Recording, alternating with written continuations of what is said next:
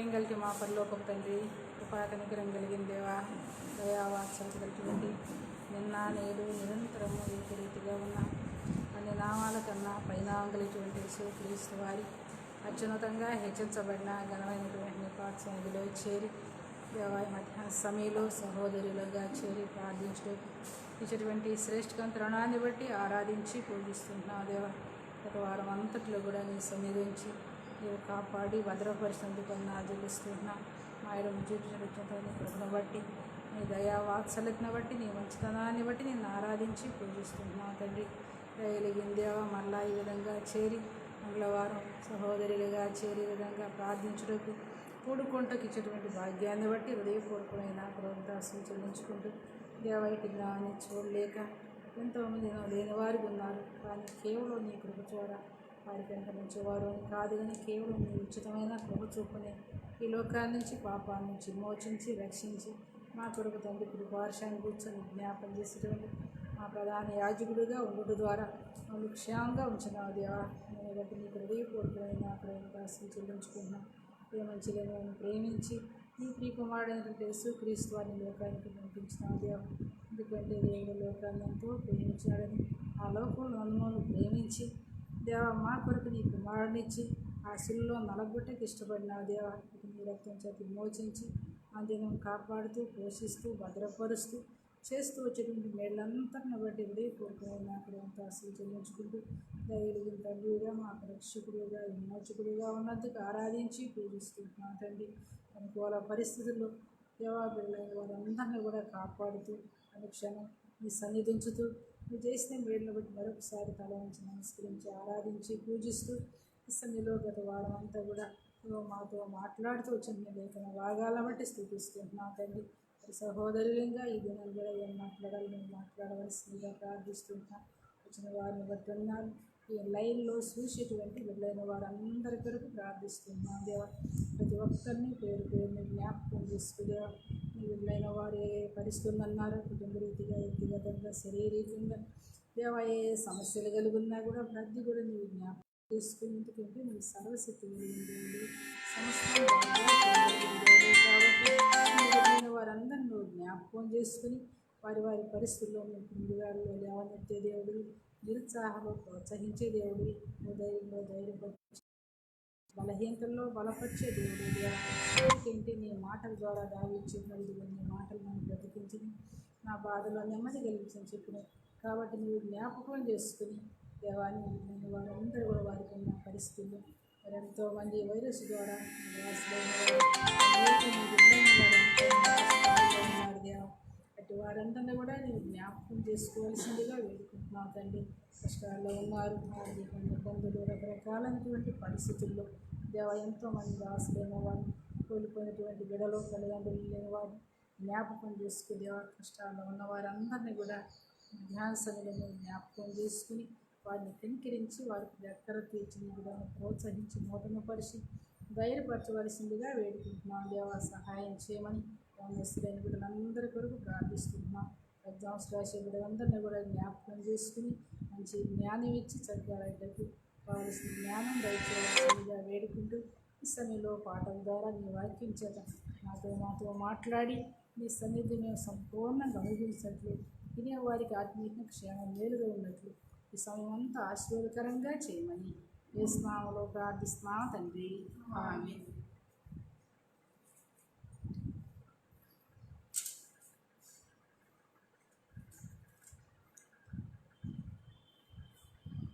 పెద్ద పాటల పుస్తకంలో 767 పెద్ద పాటల పుస్తకం 767, చిన్న పాటల పుస్తకంలో 294. పెద్ద పాటల పుస్తకంలో 767.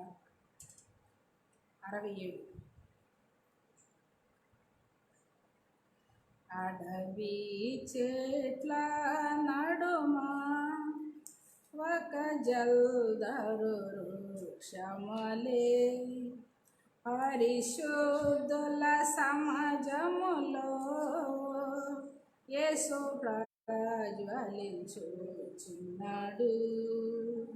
పరిశుద్ధుల సమాజములో యేసు ప్రజ్వలించుచున్నాడు.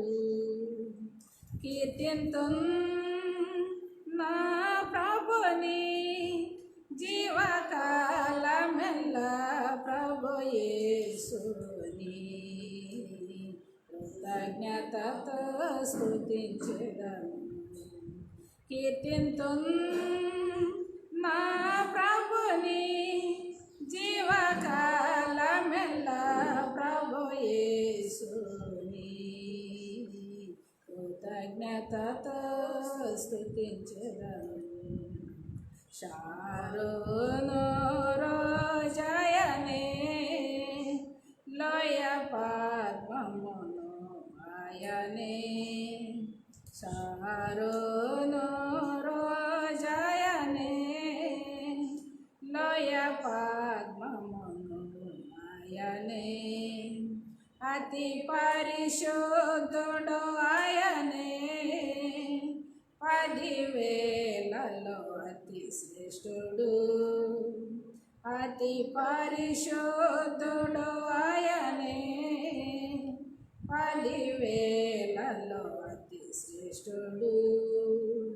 కీర్తింతున్ నా ప్రభుని జీవకాలమెల్ల ప్రభు యేసుని కృతజ్ఞతతో స్తుతించెదను. కీర్తింతున్ నా ప్రభుని జీవకాలమెల్ల ప్రభు యేసుని కృతజ్ఞతతో స్తుతించెదను.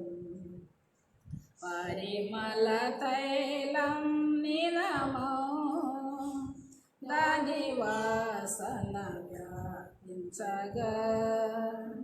పరిమళ తైలం నినమో దాని వాసన వ్యాపించగా. నింద శ్రమ సంకటములలో నన్ను సుగంధముగా చేయును. నింద శ్రమ సంకటములలో నన్ను సుగంధముగా చేయను. కీర్తింతున్ నా ప్రభుని జీవకాలమెల్ల ప్రభు యేసుని కృతజ్ఞతతో స్తుతించెదను. కీర్తింతున్ నా ప్రభుని జీవకాలమెల్ల ప్రభు యేసుని కృతజ్ఞతతో స్తుతించెదను. మనోవేదన సహించలేక సిల్వ వైపుని చూడగా. మనోవేదన సహించలేక సిల్వ వైపుని చూడగా. లేవనెత్తి నన్నెత్తుకొని భయపడకు మని అంటివి. లేవనెత్తి నన్నెత్తుకొని భయపడకు మని అంటివి. కీర్తింతున్ నా ప్రభుని జీవకాలమెల్ల యేసుని కృతజ్ఞతతో స్తుతించెదను.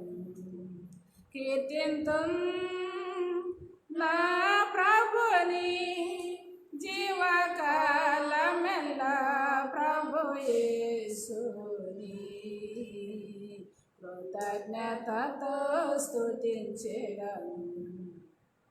నా త్రోవకు దీపం నీవే, నా బ్రతుకుకు జీవం నీవే.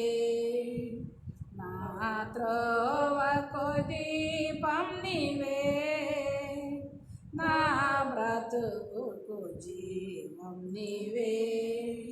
నా సేవకు బలము నీవే, నా ఆత్మకరణ నీవే నా సేవకు బలము నీవే నా ఆత్మకరణ నీవే కీర్తింతుం నా ప్రభుని జీవకాలమెల్లా ప్రభు యేసుని కృతజ్ఞతతో స్తుతించెదను కీర్తింతుం నా ప్రభుని జీవకాలమెల్లా ప్రభు యేసుని కృతజ్ఞతతో స్తుతించెదను ఘనమైన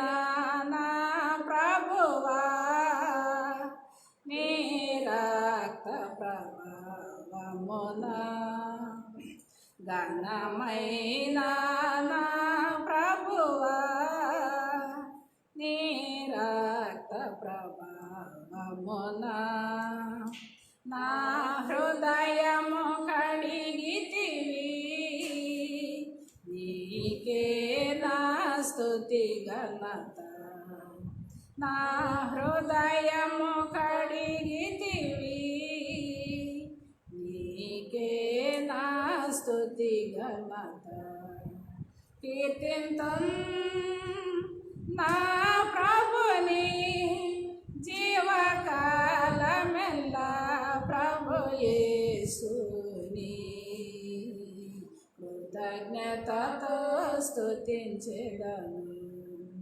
కీర్తింతుం నా ప్రభుని జీవకాలమెల్లా ప్రభు యేసుని కృతజ్ఞతతో స్తుతించెదను కృతజ్ఞతతో స్తుతించెదను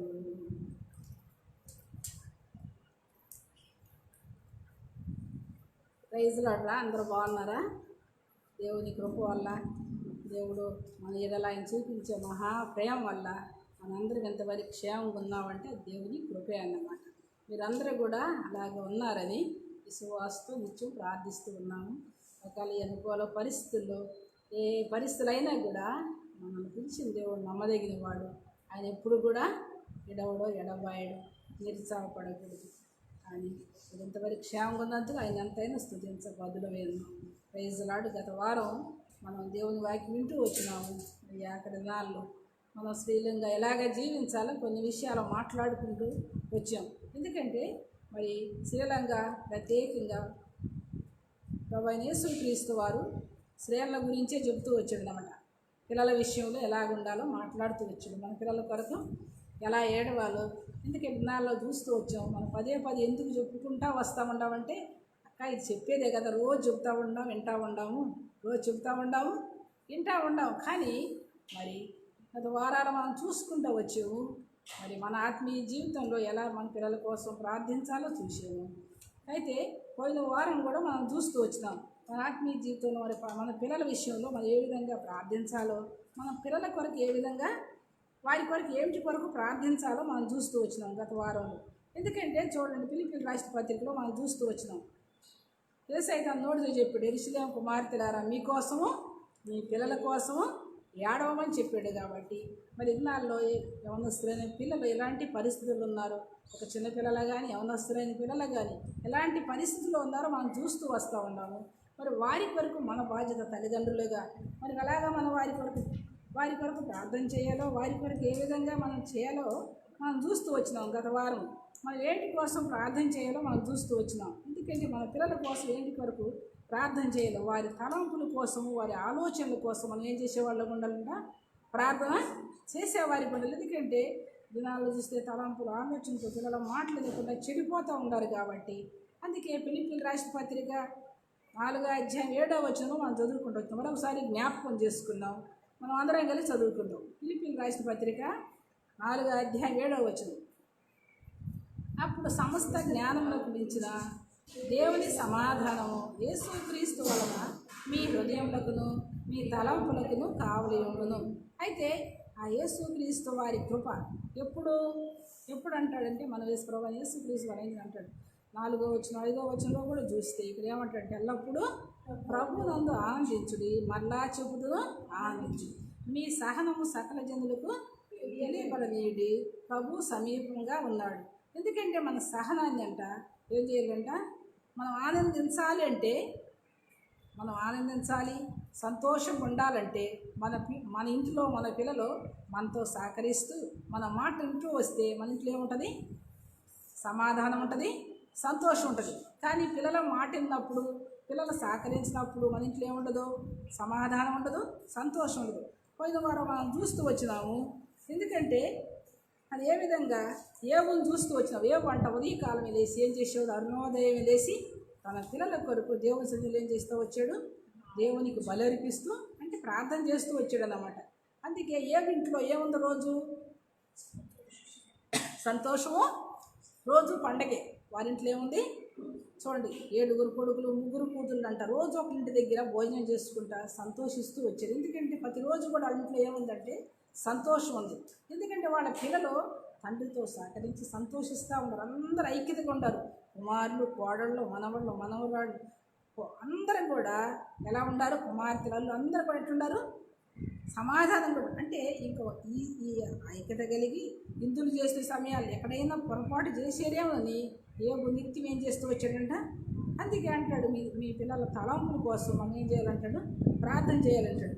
అలాగ చేయకపోవడం ద్వారా మనం గత వారం చూస్తూ వచ్చినాం కదా, దేవుని సమాధానం మనకింట్లో కూడా ఉంటుందని చూస్తూ వచ్చినాము. అయితే ఆ సమాధానం కోల్పోయిన వారిని, ఎందుకంటే ఆ జ్ఞానాన్ని దేవుని మాట వినకపోవడం ద్వారా వచ్చేటువంటి నష్టాన్ని గురించి గత వారం మనం చూస్తూ వచ్చినాము. ఈ దినం కూడా మరి మన పిల్లల కోసం ఏంటి కొరకు ప్రార్థన చేయాలంటే వారి యొక్క చూడండి దినం వారి యొక్క మన పిల్లల కోసం ప్రార్థన ఏంటి పెట్టింటే వారి చూపుల కోసం మనం ప్రార్థన చేయాలంట. వారు చూసేటువంటి వారి దాని కొరకు. ఎందుకంటే ఫస్ట్లో చూసి ఏమైపోతూ ఉన్నారు, చెడిపోతూ ఉన్నారు.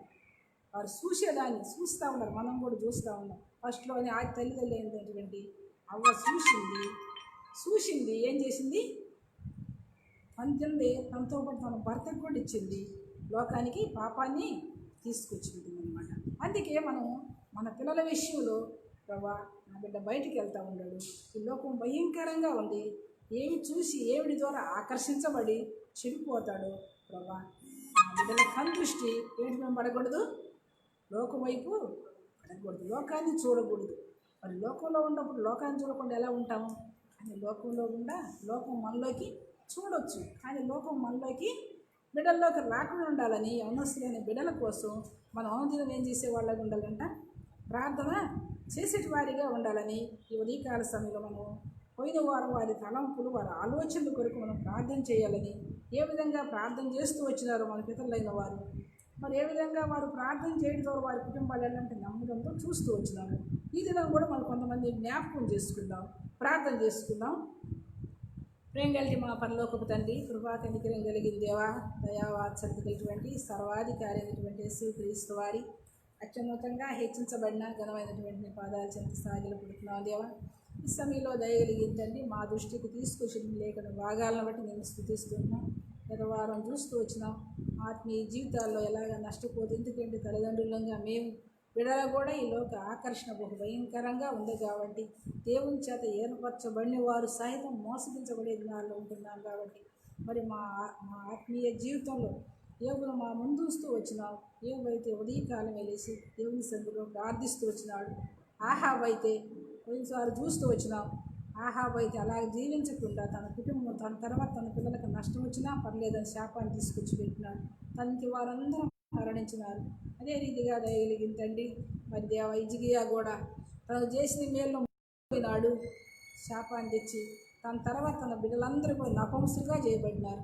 మరి మా పిల్లలు అలా ఉండకుండా ఉండాలని, ఎందుకంటే యుగాంతమంది బుద్ధిగా ఉండకు మా కొరకు ఉంచినటువంటి లేఖన భాగాలను మేము చదువుకొని అలా జీవించేదాని కొరకు ఉదయకాల సమయంలో మాతో మాట్లాడవలసిందిగా ప్రార్థిస్తున్నా దేవా. బయట అయినటువంటి లైన్లో అయినటువంటి బిడ్డలైన వారందరినీ కూడా జ్ఞాపకం చేసుకుని నిదాసులను బలపరిచి నాతో మాట్లాడడం అందరితో మాట్లాడి దేవా ఖాళీగా వచ్చినాం ఈ వాక్యం చేత సరి చేసుకొని చక్కపరుచుకొని ఇంకేది కొడుతుందో సరి చేసుకొని నీకు సమీపస్తులుగా జీవించేదానికని మా అందరితో మాట్లాడమని యేసు నామములో ప్రార్థిస్తున్నాం తండ్రి, ఆమేన్. మధ్యాహ్న సభలో మనం గత వారం చూస్తూ వచ్చినాము. అంతకుముందు కూడా మనం చూస్తూ వచ్చినాం. జిగియా గేహేజీ ఏం తెచ్చిపెట్టుకున్నాడు కుటుంబానికి? కుష్ఠవ్యాధి తీసుకొచ్చుకుంటున్నాడు. అయితే మనం ఆత్మీయ జీవితంలోకి ఈ మధ్యాహ్న సమయంలో మన బిడ్డల ఏం చూస్తున్నారు, వాళ్ళు ఏమి చూస్తున్నారు, చూసి చెడిపోతున్నారు. కాబట్టి దాని కొరకు మనం ఏం చేసేవాళ్ళగా ఉండాలంటాడు? ప్రార్థన. చూడండి, సామెతల గ్రంథం 4వ అధ్యాయము, సామెతల గ్రంథం 4వ అధ్యాయం 25వ వచనాన్ని అందరం కలిసి చదువుకుందాం. సామెతల గ్రంథం 4వ అధ్యాయం 25వ వచనాన్ని. నీ కన్నులు ఇటు అటు చూడక సరిగాను, నీ కనురెప్పల నీ ముందర చూటిగాను చూడవలెను. 6వ వచనం, 26వ వచనం. నీవు నడుసు మార్గమును సరళం చేయు, అప్పుడు నీ మార్గములన్నీ స్థిరములగును. నీవు కుడికి తట్టుకైనో ఎడమ తట్టుకై తిరగదు, నీ పాదములు కీళ్లకు దూరముగా తొలగించుకును. ఈ మధ్యాహ్న సమయంలో మనం జ్ఞాపకం చేసుకుందాం. సామెతల గ్రంథంలో జ్ఞాని అయినటువంటి సలోమాను ఇక్కడ సామెతల గ్రంథం రాస్తూ, ఎందుకంటే సామెతల గ్రంథం జ్ఞాని సలోమాను సమస్తం తను అనుభవపూర్వకంగా తన జీవితంలో అంత అనుభవించి తెలుసుకున్న దాని గురించి ఇక్కడ సామెతల గ్రంథంలో మనకు రాస్తూ వచ్చాడు అన్నమాట. సామెతల గ్రంథంలో రాస్తూ చూడండి, సామెతల గ్రంథంలో అంట రాస్తాడన్నమాట. ఫస్ట్ నుంచి రాస్తా వస్తాడు. ఏమిటికంట? యవనస్తులైన వారికంట ఏం కలగటానికంటే సామెతల గ్రంథం చూడండి, 1వ అధ్యాయం 1 నుంచి 5వ వచనం వరకు. దావీదు కుమారుడును ఇశ్రాయేలు రాజు అయిన సలోమాను సామెతలు జ్ఞానమును ఉపదేశమును అభ్యసించుటకును, వివేక సల్లాపన గ్రహించుటకును, నీతి యథార్థతను అనుసరించి బుద్ధి కుశలనిచ్చు ఉపదేశం నందుటకును, జ్ఞానం లేని వారికి బుద్ధి కలిగించుటకును, యవనులకు తెలివియు వివేచన పుట్టించుటకును. ఏంటంట? యవనస్తుడికంట ఏం పుట్టించడానికంటే తెలివి వివేచన పుట్టించడానికి తగినటువంటి సామెతలంట. 5వ వచనం అంటాడు, జ్ఞానం గలవాడు విని పాండిత్యం వృద్ధి చేసుకును, వివేకం గలవాడు ఆలకించి నీతి సూత్రము సంపాదించుకును. ఏం చేస్తాడంట? జ్ఞానం గలవాడు విని ఏం చేసుకుంటాడంట? పాండిత్యాన్ని వృద్ధి చేసుకుంటూ ఉంటాడంట. వివేకం గలవాడు ఆలకించి నీతి సూత్రాలను ఏం చేస్తూ ఉంటారు? పిల్లల్లో చూస్తే కొంతమంది చాలా మంది మన పిల్లలను చూస్తూ ఉంటే చిన్న చిన్న వాళ్ళు ఎంత జ్ఞానంగా ఏమేమో ఏం చేస్తూ ఉంటారు? కనిపెడతా ఉంటారు. అనేకమైనటువంటి యంత్రాలు రకరకాల చేస్తూ ఉంటారు. మరి జ్ఞానం లేని వాళ్ళు ఏం చేస్తూ ఉంటారు? చెడిపోతూ ఉంటారు. జ్ఞానం లేని వాళ్ళు ఏం చేస్తూ ఉంటారు? అందుకే ఇక్కడ అంటాడు 6వ వచనం కూడా, వీటి చేత సామెతలను బాగుచూసిన విషయములను జ్ఞానుల మాటలు వారు చెప్పిన గూఢవాక్యం జనులు గ్రహించుదురుగాక. ఎక్కువ భయభక్తులు కలిగినట్టే తెలివికి మూలము. మూర్ఖులు జ్ఞానం ఏం చేస్తారంటే ఉపదేశంను తిరస్కరిస్తారు. మూర్ఖులు అయితే ఏం చేస్తారంట? జ్ఞానాన్ని ఉపదేశాన్ని తిరస్కరిస్తూ ఉంటారంట. జ్ఞానం గల్లవాడు ఏం చేస్తాడు? 8వ వచనం, నా కుమారుడా నీ తండ్రి ఉపదేశం ఆలకింపును, నీ తల్లి చెప్పు బోధను. అయితే ఈ మధ్యాహ్న సమయంలో యవనస్తులైన పిల్లలకి ఈ సమయంలో ఇక్కడ ఉన్నటువంటి మనకి తల్లిదండ్రులుగా చేసేటువంటి బోధ ఈ సామెతల గ్రంథాలని సలోమాను జ్ఞాని అటువంటి సలోమాను చెబుతూ ఇక్కడ మొదట్లో చెబుతూ ఉన్నారంట. ఇదేంటి? జ్ఞానం లేని వారికి 4వ వచనం, జ్ఞానం వారికి బుద్ధి కలిగించుటకును, యవనులకు తెలివి వివేచన పుట్టించుటకు తగినటువంటి సామెతలు. అందుకే ఇక్కడ 4వ అధ్యాయం 25వ వచనంలో చెబుతారు అన్నమాట. చదువు 4వ అధ్యాయం 25వ వచనం అందుకే అంటాడు. ఇక్కడ చెప్పుకుంటే ఎంత మనం చెప్పుకుంటూ వస్తే చెబితే ఇక్కడ వచ్చే మాట చెబుతూ ఉంటాడు. చూడండి, నీ కన్నులు ఇటు అటు చూడకుండా సరిగాను, నీ కనురెప్పలు నీ ముందర సూటిగాను చూడవాలి. ఎందుకంటే మన కన్నులు ఇటు అటు చూడకుండా అయితే ఏమని మొదట మనము, తర్వాత మన పిల్లలకు కూడా ఏమనంటే ప్రభావ బయటికి వెళ్తున్నాడు బిడ్డ ఏం చూడకూడదు? వ్యర్థమైనవి అటు ఇటు చూడకూడదు. ఇందుకు 21వ వచనం, అదే 4వ, నీ కన్నులెత్తి నుండి వాటిని తొలగిపోనీకును. ఏంటి వాటిని ఏం తొలగిపోనీకు అంటే మన కన్ను దగ్గర నుంచి 20వ వచనం, నా కుమారుడు నా మాటలు ఆలకింపు, నా వాక్యము చెవియొగ్గుము. చూడండి, నా వాక్యాన్ని, నా మాటలకు చెవియొగ్గు, ఆలకించు. నా వాక్యాన్ని ఏం చేయమంటున్నాడు? చెవియొగ్గు. నీ కన్నుల ఎదుట నుండి వాటిని తొలగిపోనీకుము. నీ హృదయమును వాటిని ఏం చేసుకోవాలంట? భద్రం చేసుకోవాలంట. అయితే విన్న వాక్యం మరి వినకుండా ఎట్లా చెప్పుకోవాలి? అక్క మన వాక్యం వింటలేదుగా అంటే, అందుకే విశ్వాసులైన దేవుని బిడ్డలుగా మన తల్లిదండ్రులు మన బిడ్డలకి ఏం నేర్పించాలి? ఉదయకాలం లెగవండి మన పిల్లలకి ఏం నేర్పించాలి? దేవుని వాక్యాన్ని నేర్పించాలి. లెగవంగల్నే మన కుటుంబ ప్రార్థన చేసుకుంటా వస్తే వాళ్ళు ఏం చేస్తారు?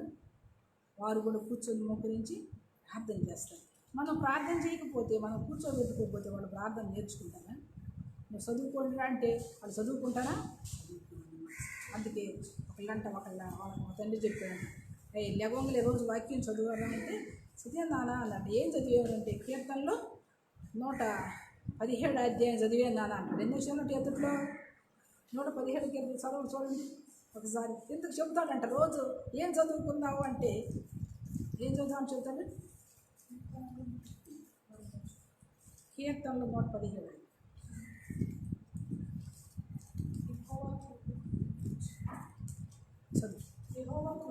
యెహోవా కృప మన ఎడల హెచ్చుగా ఉన్నది, ఆయన విశ్వాసత. ఎన్ని వచ్చినాలుండి? అక్కడ 2 వచ్చినాలుండి. ఇప్పుడు రోజు ఏం చెప్తా ఉన్నాడు? ఇలా బైబుల్ చదివేవా అంటే చదివాను డాడీ అంటాడు. ఏం చదివేవంటే కీర్తన 117 కీర్తన చదివా అంటే సరే మంచిది అంటాడు. కానీ అందుట్లో ఎన్ని వచ్చినారు సంగతి వాళ్ళ డాడీకి కూడా తెలియదు కదా. అంటే చదివేదంటే ఏం చదివాలనుకుంటున్నాడు? ఇంకా రోజు అదే రోజు చదవాలి కాబట్టి రోజు గబగబ చెప్పి అడుగుతాడు మా డాడీ. తప్పకుండా నన్ను మా నాన్న అడుగుతాడు కాబట్టి నేను చెప్పాలి కాబట్టి నేను చదువుతూ ఉన్నాడు. కానీ మరి లెగవంగల్ని మన పిల్లలకి ఏం నేర్పించాలి? అప్పుడు వాడు బయటికి వెళ్ళినప్పుడు వాక్యం ఏం చేసిద్దంటే క్రమశిక్షణని నేర్పించింది ఆయన వాక్యం. అందుకే ఇక్కడ అంటాడు, ఆయన వాక్యం విన్నప్పుడు ఇక్కడ అంటాడు, మళ్ళీ చదవండి 25వ వచనం. నీ కన్నులు ఇటువంటి చూడకుండా సరిగాను నీ కనురెప్పలు నీ ముందర సూటిగాను చూడవాలి. ఎప్పుడంటే ఇప్పుడు చెబుతూ ఉన్నాడు. అయితే నా కుమారుడు బయటికి వెళ్తూ ఉన్నాడు. ఏం చూడకూడదు? అటు ఇటు చూసి ఏమైపోతూ ఉండరు? పిల్లలు చెడిపోతూ ఉన్నారు. చూసి ఏమైపోతూ ఉన్నారంటే చెడిపోతూ ఉన్నారు. ఇది మనకు బాగా తెలిసినటువంటిది, తెలిసిన వాక్యమే. మనం చాలాసార్లు విని ఉంటాము. కానీ ఇక్కడ మనకు సంసోను గురించి చూస్తూ ఉంటే, సంసోను అసలు దేవుడు అంట సంసోను ఎవరి కోసం పుట్టించాడు? ఇశ్రాయేలుకి న్యాయాధిపతిగా ఉండి దేవుని పక్షాన్ని న్యాయం తీర్చడానికే, దేవుని పని చేయడానికే పుట్టించాడు. కానీ సంసోను దేవుని వాక్యం విన్నాడు. కానీ చిన్నప్పటి నుంచి తల్లి అయితే ఎంతో క్రమశిక్షణగానే చెప్పినవన్నీ పాటిస్తూ వచ్చింది. అవును కదా? చెప్పినవన్నీ, ఇదిగో నువ్వు ఆయన గర్భంతో ఉన్నప్పుడు నువ్వు ద్రాక్షరసం తాగకూడదు, మద్యపానం తీసుకోకూడదు, ఏది అపవిత్రమైంది ఏది కూడా తినకూడదు. తిరిగి నువ్వు ఆ బిడ్డ కన్నా తర్వాత కూడా ఆ బిడ్డ కూడా అలాగే జీవించాలని చెప్తే తను అప్పుడు వరకు అలాగనే జీవించింది, పెంచుతూ వచ్చింది. కానీ అయితే చూడండి, బయటికి వెళ్ళారు. ఇప్పుడు మనం కూడా ఒక దేవుని బిడ్డలుగా, విశ్వాసులుగా, దేవుని సేవకులుగా ఒక ఉండొచ్చు. మన ఇంట్లో ఉన్నప్పుడు కాన్స్టిట్యూషన్ ఉంటారు, బయట ప్రపంచంలోకి వెళ్తున్నారు. కాబట్టి ఇప్పుడు ఏం చేయాలి? వాళ్ళ కోసం మన ఇంటి దగ్గర ఉండడం మంచిగా. ఎందుకంటే లోకం ఆకర్షణగా ఉంది కాబట్టి బిడ్డలు ఎంతో క్రమశిక్షణ పెరుగుతున్నారు. తర్వాత లోకంలోకి వెళ్ళినప్పుడు ఏమవుతూ ఉంది? ఆ ఫ్రెండ్లో మాటలని ఏమైపోతూ ఉంటారు? ఆకర్షించబడతా ఉన్నారు. అందుకే సంసోను కూడా బయటికి వెళ్ళాక ఏం చేశాడంట? ఒక స్త్రీని చూశాడంట. ఒక స్త్రీని ఏం చేశాడు? చూశాడు. చూడగలనే ఏం కలిగింది? తన మీద అంటే ఏం కలిగింది? ప్రేమ కలిగిందంట. చూడండి ఒకసారి న్యాయాధిపతులు 14వ అధ్యాయం 1, 2, 3 వచనాలు చూస్తే, న్యాయాధిపతులు 14వ అధ్యాయం సంసోను తిమ్నాతునకు వెళ్ళి తిమ్నాతులో ఫిలిష్తీయుల కుమార్తెను ఒకడు చూసెను. అతడు తిరిగి వచ్చి తిమ్నాతులో ఫిలిష్తీయుల కుమార్తె వంతను చూచి తిని మీరు నాకిచ్చి పెళ్లి చేయవలని నా తండ్రితో అనగా వారు నీ స్వజన కుమార్తెలో గాని నా జనంలోనే గాని స్త్రీ లేదనుకుని ఫిలిష్తీయుల నుండి కన్యకను తెచ్చుకోవటకు వెళుచున్నాను అతను అడిగిరి. అందుకు సంసోను ఆమె నాకు ఇష్టమైంది కనుక ఆమె నా వరకు తెప్పించమని తన తండ్రితో కొన్ని దినాల్లో. ఇప్పుడు మనం కొద్ది రోజులు చిన్నప్పుడు మందిరాన్ని తీసుకొస్తాం. కొద్ది రోజులు అయిన తర్వాత వాళ్ళని ఏం తీసుకురాము, మందిరానికి తీసుకురాము. దేవుని వాక్యాన్ని గురించి ట్యూషన్ ఉందని చెప్పడం, ఏదో ఒకటి చెప్పగల వాడు నమ్మేసి మందిరానికి తీసుకురాకుండా ఇంటికి వదిలిపెట్టేస్తున్నాం. ఎందుకంటే ఇంతకుముందు దినాల్లో యవనస్తులైన పిల్లలు మందిరానికి వచ్చేవాళ్ళు, చక్కగా ప్రార్థన చేసేవాళ్ళు. బుధవారం, శుక్రవారం ఎక్కడ మీటింగ్ మీద వచ్చి దేవుని వాక్యం వింటూ క్రమశిక్షణ కలిగి రాను పిల్లలు ఏం చేయట్లేదు, దేవుని మందిరానికి తీసుకురావట్లేదు. ఏం మా మందిరానికి రావట్లేదు బాగుందంటే వింటలేదు. అక్కడ రమ్మంటే వస్తాను అంటున్నాడు, రావట్లంటే వస్తాంది అంటే రావట్లేదంటే ఏం చేస్తూ ఉన్నావు, వదిలిపెట్టేస్తాం కదా, వదిలిపెట్టేస్తాం. స్కూల్కి వెళ్ళాలంటే ఏం చేస్తావు, వదిలిపెట్టేస్తావా, వదిలిపెట్టి ఎలబాకులు ఇంటి దగ్గరే ఉండండి కొట్టో తిట్టో పంపించి. కానీ మందిరానికి అంటే ఏం చేస్తాము, అందుకే ఇంటి దగ్గర ఉండి ఏం చేస్తూ ఉండారండి, ఏం చూస్తూ ఉంటారు, పిచ్చి అన్నీ చూసి ఏమైపోతూ ఉంటారు, చిక్కిపోతూ ఉంటారు. ఇక్కడ సంసోను కూడా ఏం చేసాడు, ఇప్పుడు వెళ్ళాడంట, చూశాడంట, నాకు ఇష్టమైంది అన్నాడు. అదేమైపోయింది. చాలామంది నాలో చూస్తే యవనస్తులైన పిల్లలు ఏం చేస్తూ ఉంటారు, చూసింది అది నాకు కావాలి, నాకు లేకపోతే నేను చచ్చిపోతాను, ఆత్మహత్య చేసుకుంటాను, బెదిరిస్తూ ఉన్నారు. ఎంతోమంది యవనస్తులు చనిపోతూ ఉన్నారు. దీనికి బాధ్యత ఎవరంటే తల్లిదండ్రులంగా మనమే అన్నమాట. వారి విషయంలో మనకి ఏం లేదంటే బాధ్యత లేదు, ప్రార్థన చేయట్లేదు. తిరిగి వారిని కూర్చోబెట్టి మాట్లాడటానికి ఏం లేదు, మనకి కొద్ది సమయం కూడా లేదు.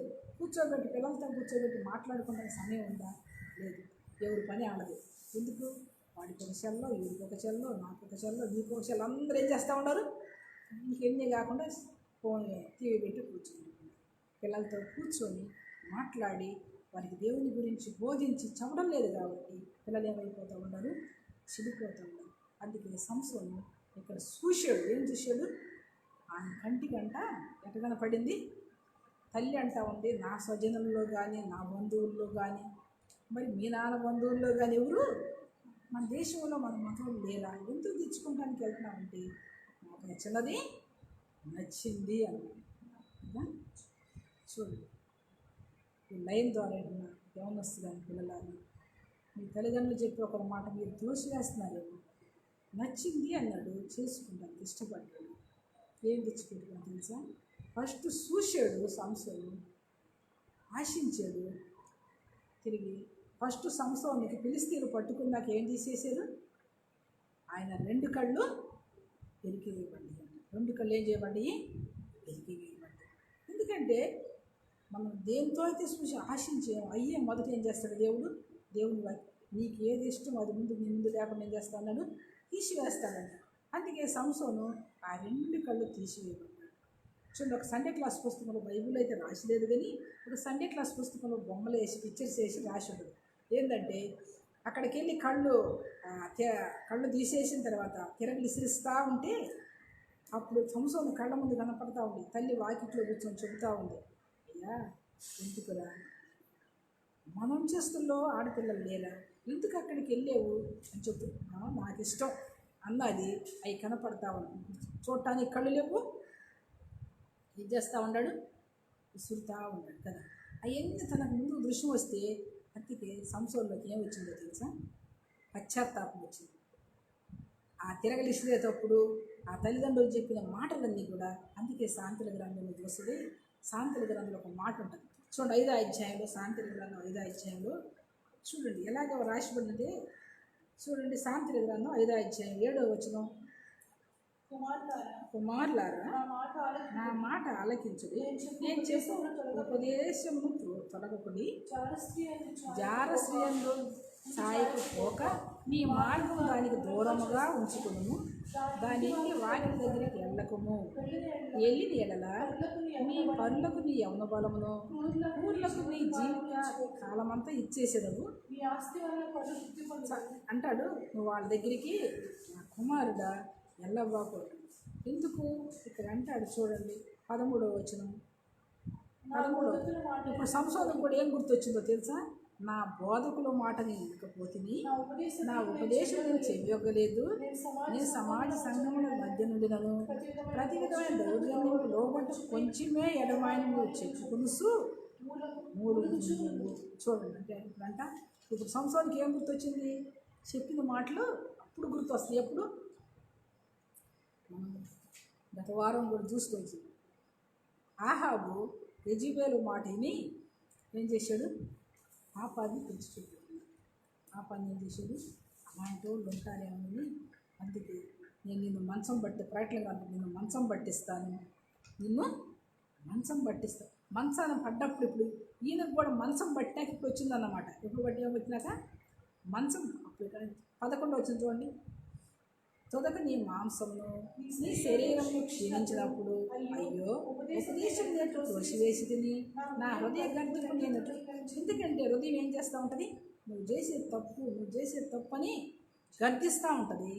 దాన్ని ఏం చేసుకుంటాం? అందుకు వాతావరణం దాన్ని చూసివేసి పర్లేదులే తప్పు కాదనుకుంటా పోతూ ఉంది.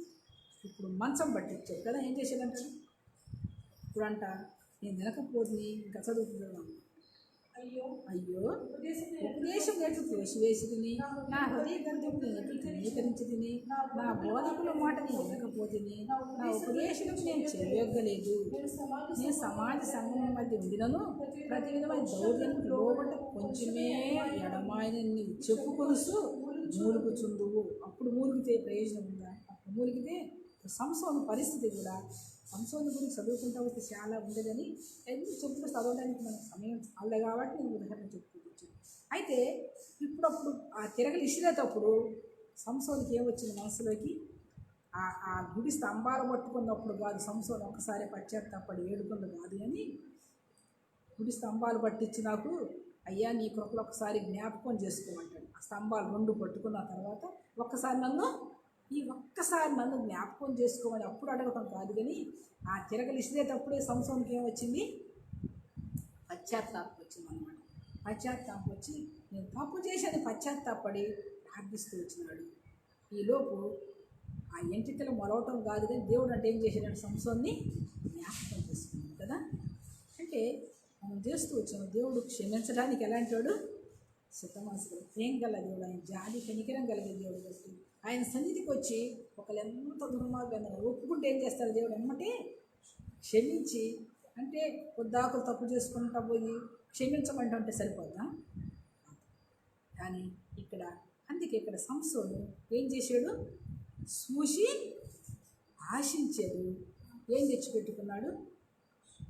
గొప్ప పతనాన్ని తెచ్చిపెట్టుకుని అంతోపాటు దేవుడు కనికరించాడు కానీ గొప్ప నష్టాన్ని మన కళ్ళు తీసివేయబడి అనమాట మధ్యాహ్న సమయంలో. అందుకే మన పిల్లలకు అలాంటి స్థితి రాకుండా ఉండాలని మనం ఏం చేయాలి? ముందుగానే వారి కన్నులు ప్రార్థన చేయాలి. మొదట మనం ఉండాలి, తర్వాత మన పిల్లలను కూడా మనం లేకుండా. అందుకే ఒకసారి ఒక దేవుని ఒక వాక్యం చెప్తా, ఒక మాట చెప్తా ఉన్నాను. పిల్లలందరూ అంటే ఆడుకుంటూ ఉంటే పరిగెత్తుకుంటూ ఒక పిల్లోడు వచ్చి అమ్మ అమ్మ అమ్మ అమ్మ అంటే ఏంటి అయ్యా అంటే మీ అబ్బాయి అక్కడ తాగుతున్నాడు, సిగరెట్లు కాల్చుకుంటున్నాడంటే సరే వచ్చినాక ఏం చేస్తాయ్యా? రోజంట ఆ నాన్న తాగి ఆ బాటిల్ ఆ టేబుల్ మీద పెడతాడంట. వాడు అటు పోంగల్ని ఈ పిల్లోడు రోజు ఏం చేస్తూ ఉండేవాడు? కొంచెము తాగడం అనమాట. అట్లా రోజు కొంచెం తాగుతూ ఇది కూడా ఏమైపోయింది? ఫుల్గా ఇప్పుడు ఆ నాన్న తెచ్చుకున్న బాటిల్ సగం దాచుకొని తీసుకెళ్ళి పిల్లలతో పాటు ఆడుకుంటూ ఆడేం చేస్తూ ఉన్నాడు? అప్పుడు ఆమె చెప్పిందంట, ఇదిగో ఆయన చెడిపోయాడు, వీడు కూడా చెడిపోయాడు, వాడు చెప్పాడు, వీడు కూడా చెప్పాడు. ఎందుకంటే మనం చెడిపోతాము, మన పిల్లలను కూడా ఏం చేసేవాళ్ళగా ఉన్నాము, చెడగొట్టేటువంటి వాళ్ళలాగా ఉన్నాము. వాళ్ళ క్రమశిక్షణ నేర్పకుండా చెడిపోయేది వారి మీద. అందుకే ఇప్పుడు అంటాడు, మన పిల్లల కొరకు మనం ఏం చేసేవాళ్ళగా ఉండాలి, వారు చూసేదాని కొరకు. బాబా మా బిడ్డ బయటికి వెళ్తున్నాడు, వాడు లోకంలోకి వెళ్తున్నాడు, చూసి అందమైనటువంటి స్త్రీయో లేక పురుషులో ఎవరన్నా కనపడ్డప్పుడు చూసి ఏం చేయకూడదు, ఆశించి నష్టపోకుండా, శాపాన్ని తెచ్చిపెట్టుకోకుండా, అకాల మరణం సంభవించకుండా దాని కొరకు కాపాడయ్యాలి. మొదట మనం ఉండి అలాగ ప్రార్థించినప్పుడు మన బిడ్డలకి ఏం కలిగింది, క్షేమం కలిగింది. అందుకే ఇక్కడ అంటాడు, ఏవైతే ఒక మాట చెప్తాడు చూడండి, ఏవైతే ఒక మాట చెప్తాడు చూడండి.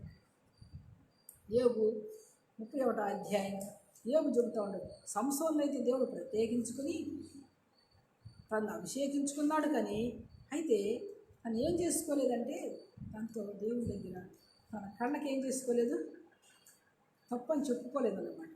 కానీ మనస్సాక్షి గర్గిస్తూ ఉండదని మన చదివిన సాయంత్ర గంటలు మన మనస్సాక్షి మన మీద ఏం చేస్తూ ఉంటుందంట, చెప్తూ ఉంటుంది. కానీ ఆ మనస్సాక్షిని త్రోసివేసాడు. దాన్ని ఏమంటాడు చూడండి, 31వ అధ్యాయం 1-2 వచ్చినాడు. నేను నా కన్నులతో నిబంధన చేసుకుంటున్నాను, కన్నికని నేను ఎలాగ చూసేదను, అలాగ చేసిన ఎడల పరమున్న దేవుని ఆజ్ఞ ఏమగును, ఉన్న స్థలంలో ఉన్న సర్వశక్తి యొక్క స్వాస్యము ఏమగును. తర్వాత అంటాడు, ఏడుతో నిబంధన చేసుకుంటూ ఉన్నాడంట, కన్నులతో.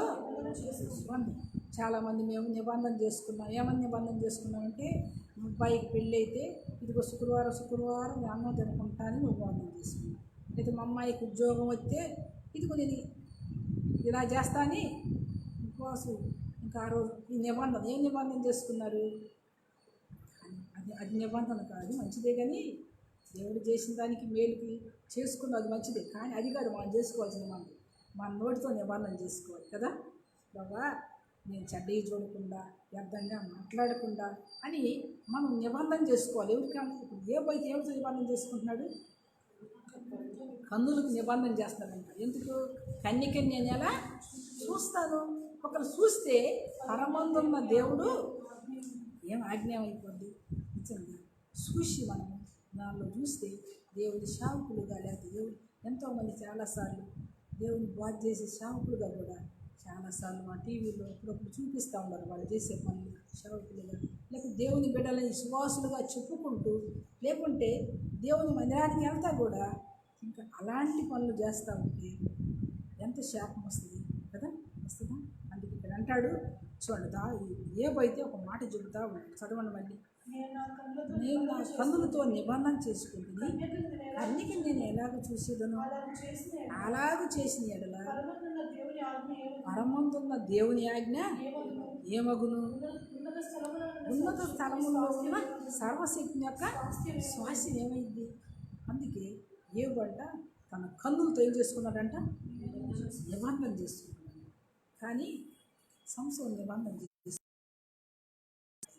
ఏమంటాడు, నేను నా కన్నులతో ఏం చేసుకున్నాను, నిబంధన చేసుకున్నాను. ఒకవేళ అలా చూస్తే ఏమొస్తుంది, ఆ సర్వశక్తిని ఆయన ఏమైపోద్ది ఆ శ్వాసం అంట. అందుకే యెషయా గ్రంథంలో కొంచెం చెప్తాడు చూడండి. యెషయా గ్రంథం కొంచెం దానికి సాదృశ్యం కొంచెం. యెషయా గ్రంథం 33వ అధ్యాయం 15వ వచనం. యెషయా గ్రంథం 33వ అధ్యాయం 15వ వచనం. నీతిని అనుసరించి నడుచుచు, యథార్థంగా మాట్లాడుచు, నిర్బంధం వల్ల వచ్చే లాభాన్ని ఉపేక్షించు, లంచం పుచ్చుకొనకుండా తన చేతులను వణుకుని, అత్యనం మాట వినకుండా చెవులు మూసుకొని, చెడుతనం చూడకుండా కన్నులను మూసుకున్నవాడు. చూడండి, ఎవరంట చెడుతనాన్ని చూడకుండా కన్నులు మూసుకునేవాడు ఎక్కడుంటాడంట, ఎక్కడుంటాడంట, ఉన్నత స్థలం మీద ఉంటాడు. ఎవరుంటారు అట్లా, బైబిల్లో ఒక ఆయన ఉంటాడు కదా, బైబిల్లో ఆ చెడుతనాన్ని చూడకుండా అసహించుకున్న ఆయన ఒక ఆయన ఉంది. యోసేపు మనకు చూపిస్తూ ఉన్నాడు. యోసేపు ఏం చేశాడు, ఆ స్త్రీ ఆ ఐగుప్తులో పోతీఫరు భార్య ఏం చేస్తూ వచ్చింది, యోసేపుని ప్రేరేపిస్తూ వచ్చింది. కానీ చెడుతనానికి ఏం చేయలేదు, చూడకుండా తను ఏం చేసుకున్నాను. చూడండి ఒకసారి ఆదికాండం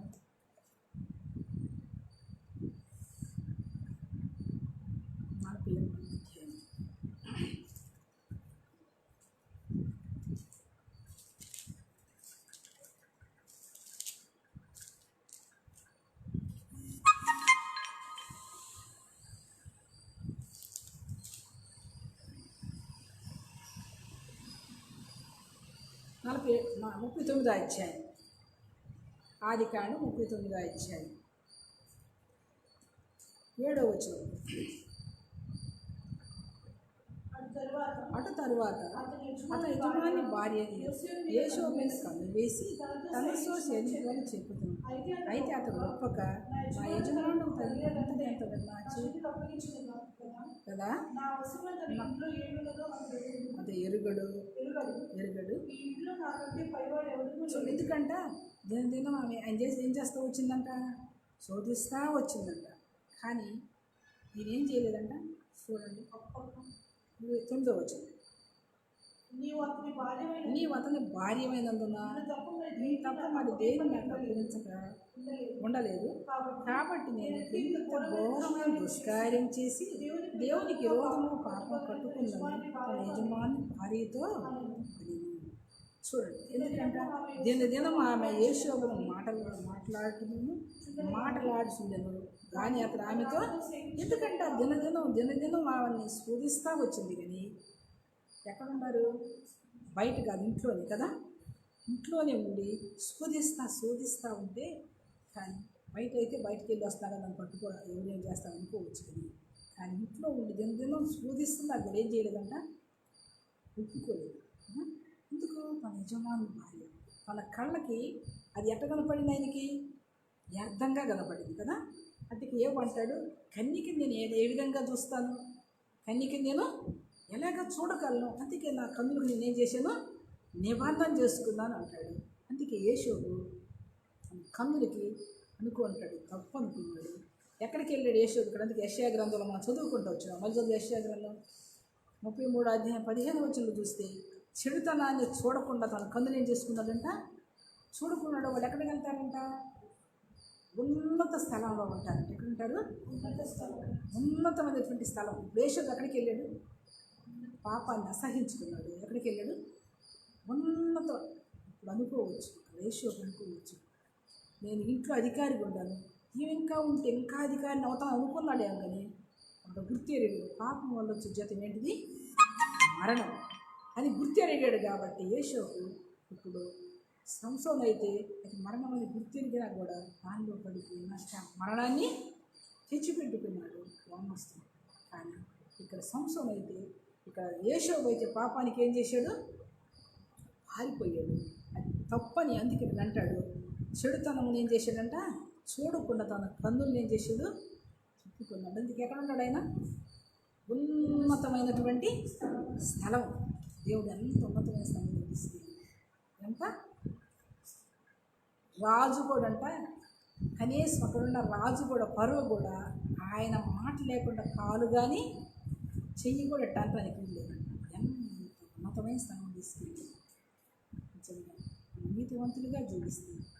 మనకి తర్వాత మన పిల్లలకు కూడా. ఎందుకంటే యేషోబు చిన్నప్పటి నుంచి కూడా ఎలా జీవించొచ్చాడు, అంత భయభక్తులు కలిగి, తల్లి లేదు కదా, చిన్నప్పుడు తల్లి చనిపోయినా కూడా యేషోబు చాలా భయభక్తులు కలిగి జీవిస్తొచ్చు. చాలా అన్నదమ్ములతో కలిసి ఉండ కూడా వాళ్ళ అలవాటు నేర్చుకుని వాళ్ళ తలంపుల్లో నడవలేదు. కానీ అది యథార్థ కలిగి అయితే మధ్యాహ్న సమయంలో వాక్యం వింటున్నటువంటి దేవుని పిల్లలుగా లైన్ ద్వారా వింటున్నటువంటి వారు కూడా ఒక నిన్ను ఉన్న స్థలంలోకి తీసుకెళ్ళాలి దేవుడు అంటే నువ్వేం చేయాలి, నీ కన్నుల్ని చాలా జాగ్రత్తగా ఉంచుకుంటే, చెడుతనాన్ని చూడకుండా దానికి ఆశపడకుండా ఉంటే దేవుడు ఏం చేస్తాడు, ఒక ఉన్నతమైన స్థలాన్ని తీసుకెళ్తాడు. లేకపోతే ఎక్కడికి వెళ్తారు? పాతాళానికి. ఎక్కడికి వెళ్తారు? పాతాళానికి వెళ్తారండి. అందుకే మధ్యాహ్న సమయంలో మత్తయి సువార్తలో ప్రభువైన యేసుక్రీస్తు ఒక మాట చెబుతాడు. యేసయ్య ఒక మాట చెబుతాడు మత్తయి సువార్తలో ఒకవేళ యేసయ్య చెబుతాడు. చూడండి, మత్తయి సువార్త 5వ అధ్యాయం 28, 29 వచ్చిన చదవండి. మత్తయి సువార్త 5వ అధ్యాయం 28, 29. నేను నీతో చెప్పినది ఏమనగా, ఒక స్త్రీని మోహపు చూపుతో చూసు ప్రతివాడు అప్పుడే తన హృదయంలో ఆమెతో వ్యభిచారం చేయను. నీ కుడి కన్ను నిన్ను అభ్యంతరపరిచిన ఎడల దాని పెరికి నీ యొద్ద నుండి పారవేయము. నీ దేహమంతా నరకంలో పడకుండా నీ అవయవంలో ఒకటి నశించడం నీకు ప్రయోజనం కలిగింది. ఎందుకంట మన అవయవాల్లో ఒకటి నశించిపోకుండా ఉండాలి అంటే మన దేహం అంతా ఎక్కడ పడకూడదంట? నరకంలో పడకుండా. మన దేహం అంతా నరకంలో పడి మరి ఇన్ని రోజులు చేసి ఇన్ని రోజులు ప్రయాసపడి ఇంత పరిచయం చేసి ఇన్ని రోజులు ప్రయాసపడి దేవుని ప్రార్థన చేసి వాక్యం వింటూ అన్నీ చేసి కూడా మరలా నరకానికి వెళ్తే నాకు ఇష్టం. చూడండి, ఒక హతసాక్షుల పుస్తకంలో ఒక పుస్తకం చదివితే ఇది ఉందన్నమాట. హతసాక్షులు అంటే తీసుకెళ్ళి పాస్టర్ గారిని కొంతమంది సువాసులను కూడా తీసుకెళ్ళి ఆ చెరసాల్లో వేసారు. అయితే తర్వాత ఒక విశ్వాసులు కూడా తీసుకెళ్ళి చెరసాలు వేసిన తర్వాత ఈ పాస్టర్ గారిని కూడా తీసుకెళ్ళి చెరసాలు వేసారంట. ఇదిగో దేవుని వాక్యం అక్కడికి దేవుని సేవకులుగా విశ్వాసులు అందరూ అన్నమాట. వేసిన తర్వాత అక్కడికి వెళ్ళిన తర్వాత అంట అక్కడ ఉన్నటువంటి ఆ కన్వాయన్కి చెప్పాడంట, ఇదిగో కొంతమంది అక్కడ నుంచోబెట్టాడంట. ముగ్గురు తీసుకొచ్చి ఇద్దరు నుంచోబెట్టి అక్కడ, ఇదిగో నువ్వు ఈ అమ్మాయిని కాల్ చెయ్యి, ఈవెన్ నువ్వు కాల్ చేస్తే నీకు విడుదల చేస్తే ఇంటికి పంపిస్తామని చెప్పాను. నేను ఏమైనా కాల్ చేస్తే ఏం చేస్తాను? విడుదల పంపుతాను. అయితే ఆ చెరసాలు అంట ఎన్ని చిక్కిపోయి ఇంకా ఎందుకంటే ఇక చూడటానికి వట్టి ఎముకలే కనపడుతున్నాయి అంట. గుర్తుపట్టలేని పరిస్థితులు అంట. అప్పుడంట కాలవటానికి వెళ్ళబోతున్నాక ఒక్క ఏం కావాలో చెప్పమ్మా, నీకు ఆకర్షితులు ఏంటి ఇప్పుడైంది వేసుకోవని, కాదంటే నిన్ను కూడా వదిలిపెట్టేస్తాను చెప్పంటే నేను ఒక మాట చెబుతాను అన్నమాట. ఏంటంటే ఆయనతో ఒక మాట చెబుతాను అంటే చెప్పమ్మంటే, ఇదిగో పాస్టర్ గారు ప్రైజ్ లాడ్ అన్నమాట. పాస్టర్ గారు ప్రైజ్ లాడ్ అంటే ఇదిగో నీ వాక్యం చెప్పినప్పుడు నేను మారుమనసు పొందాను, తర్వాత నువ్వే నాకు బాప్తిసం ఇచ్చావు, ఇప్పుడు నీ చేతులు ఏం చేస్తామని నన్ను కాల్ చేస్తాను. ఎంత దేవుని నీ వాక్యం చేత మారుమనసు పొందాను, నువ్వు ఇచ్చిన నీ చేతులకు నాకు బాప్తిసం ఇచ్చావు, నీ ద్వారా నేను చనిపోతే పరలోకానికి వెళ్ళిపోతాను, నాకు ఎటువంటి ఆటంకమో లేదని చెప్పాను. సంతోషంగా నిలో పడ్డాను. అక్కడ కానీ కాల్చేది గట్టిగా అరిచాడు. ఏంటి మాటలు కాల్చాను చెబుతూ ఉన్నాడంట. వద్దు అనుకుంటాను నొక్కేసాడు. ఆమెను కాల్చాడంట. వెనక మళ్ళా కమాండరీ పోలీసు మాస్టర్ గారిని కూడా కాల్చేసాడు. కానీ తప్పించలేకుండా చూసి అంటే అందుకే అంటాడు, నీకు 2 కళ్ళు కలిగి 2 చేతులు కలిగి 2 పాదాలు కలిగి ఆ నరకంలోకి వెళ్ళే కంటే ఇప్పుడు ఎక్కడికి వెళ్ళాడు? ఆఖరి స్థితిలో ఎక్కడికి వెళ్ళాడు? మళ్ళా పాతాళానికి.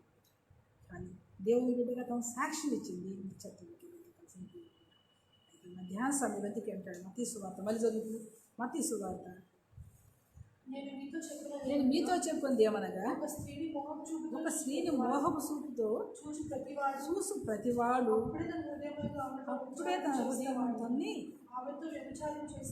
అవును నీ కుడి కన్ను నిన్ను అభ్యంతర పరిచిన ఎడల దాన్ని పెరిగి నీ యొద్ద నుండి ఇక్కడ ఏం చేయాలంట?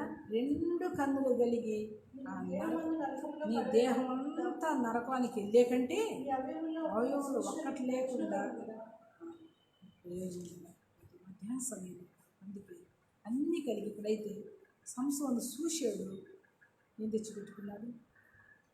ఏమంటాడు? నా కన్నులతో నిబంధన చేసుకుని ఏమంటే చెడుతనాన్ని వేసుకుంటాను, అసహించుకుంటానని చెప్పి మన యేషోబు అసహించుకున్నాడు. అయితే అందుకే మత్తయి సువార్తలో యేసయ్య తను స్వయంగా చెప్తా వస్తాడు. మన విషయంలో, మన పిల్లల విషయంలో కూడా అన్నీ కలిగి మా తళానికి వెళ్ళే కంటే ఒకటి అంటే తీసేసుకోవాలయ్యా.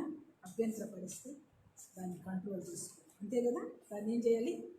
అది చూసామనుకో, యేషోబు కళ్ళు తీసేసుకున్నాడా ఏంటి? తీసేసుకున్నాడా? ఏం చేశాడు? అన్నీ చూడకూడదు అనుకున్నాడు. అంటే ఆ సర్వశక్తునికి నేను ఇంత దుష్కార్యము ఎలా చేయగలను? ఎంత పాపాన్ని కట్టుకుంటాను? అది మధ్యాహ్నం ఏసై చెప్పాడు, నువ్వు జాగ్రత్తగా ఉండాలి. ఏసై చెప్తా ఉన్నాడు మధ్యాహ్న సమయంలో. ఒక్కసారి మనం జ్ఞాపకం చేసుకుందాం. అందుకే అంటాడు, స్త్రీలారా మీకోసం, మీ పిల్లల కోసం ఏడవండి అంటే, మరి మన పిల్లల కోసం వారు చూసేదాని కొరకు మనం వెయిట్ చేయాలి. మనం సరిగా లేకుండా వాళ్ళకి ఏడ్చినప్పుడు ఉండాలి. మన పిల్లలను కూడా ఏం చేయాలి? బయటికి వెళ్తున్నారు సమయం ఉండప్పుడు ఎక్కువసేపు ఏం చేసేవాళ్ళగా ఉండాలి? ఏడ్చి ప్రార్థన చేసేటి వారిగా ఉండాలి. సమయాన్ని సద్వినియోగం చేసుకుని. ఇప్పుడు ఒకటి మనం సంసోను చూసినాము. ఇక్కడ యేషోబు అయితే మరి యోబు అయితే ఎలాగ జీవిస్తూ వచ్చారో, అయితే మధ్యాహ్న సమయంలో చూడండి ఇక్కడ ఇంకొక ఆయన చూద్దాం. ఏం చూస్తూ వచ్చినాడు? దేవుని చేత అభిషేకించబడి అన్నీ చేశాడు, కానీ చూసాడు. తను కూడా ఏం చేశాడు? చూశాడంట. చూడు 2 సమూయేలు 11వ అధ్యాయము 1-2 చదవండి.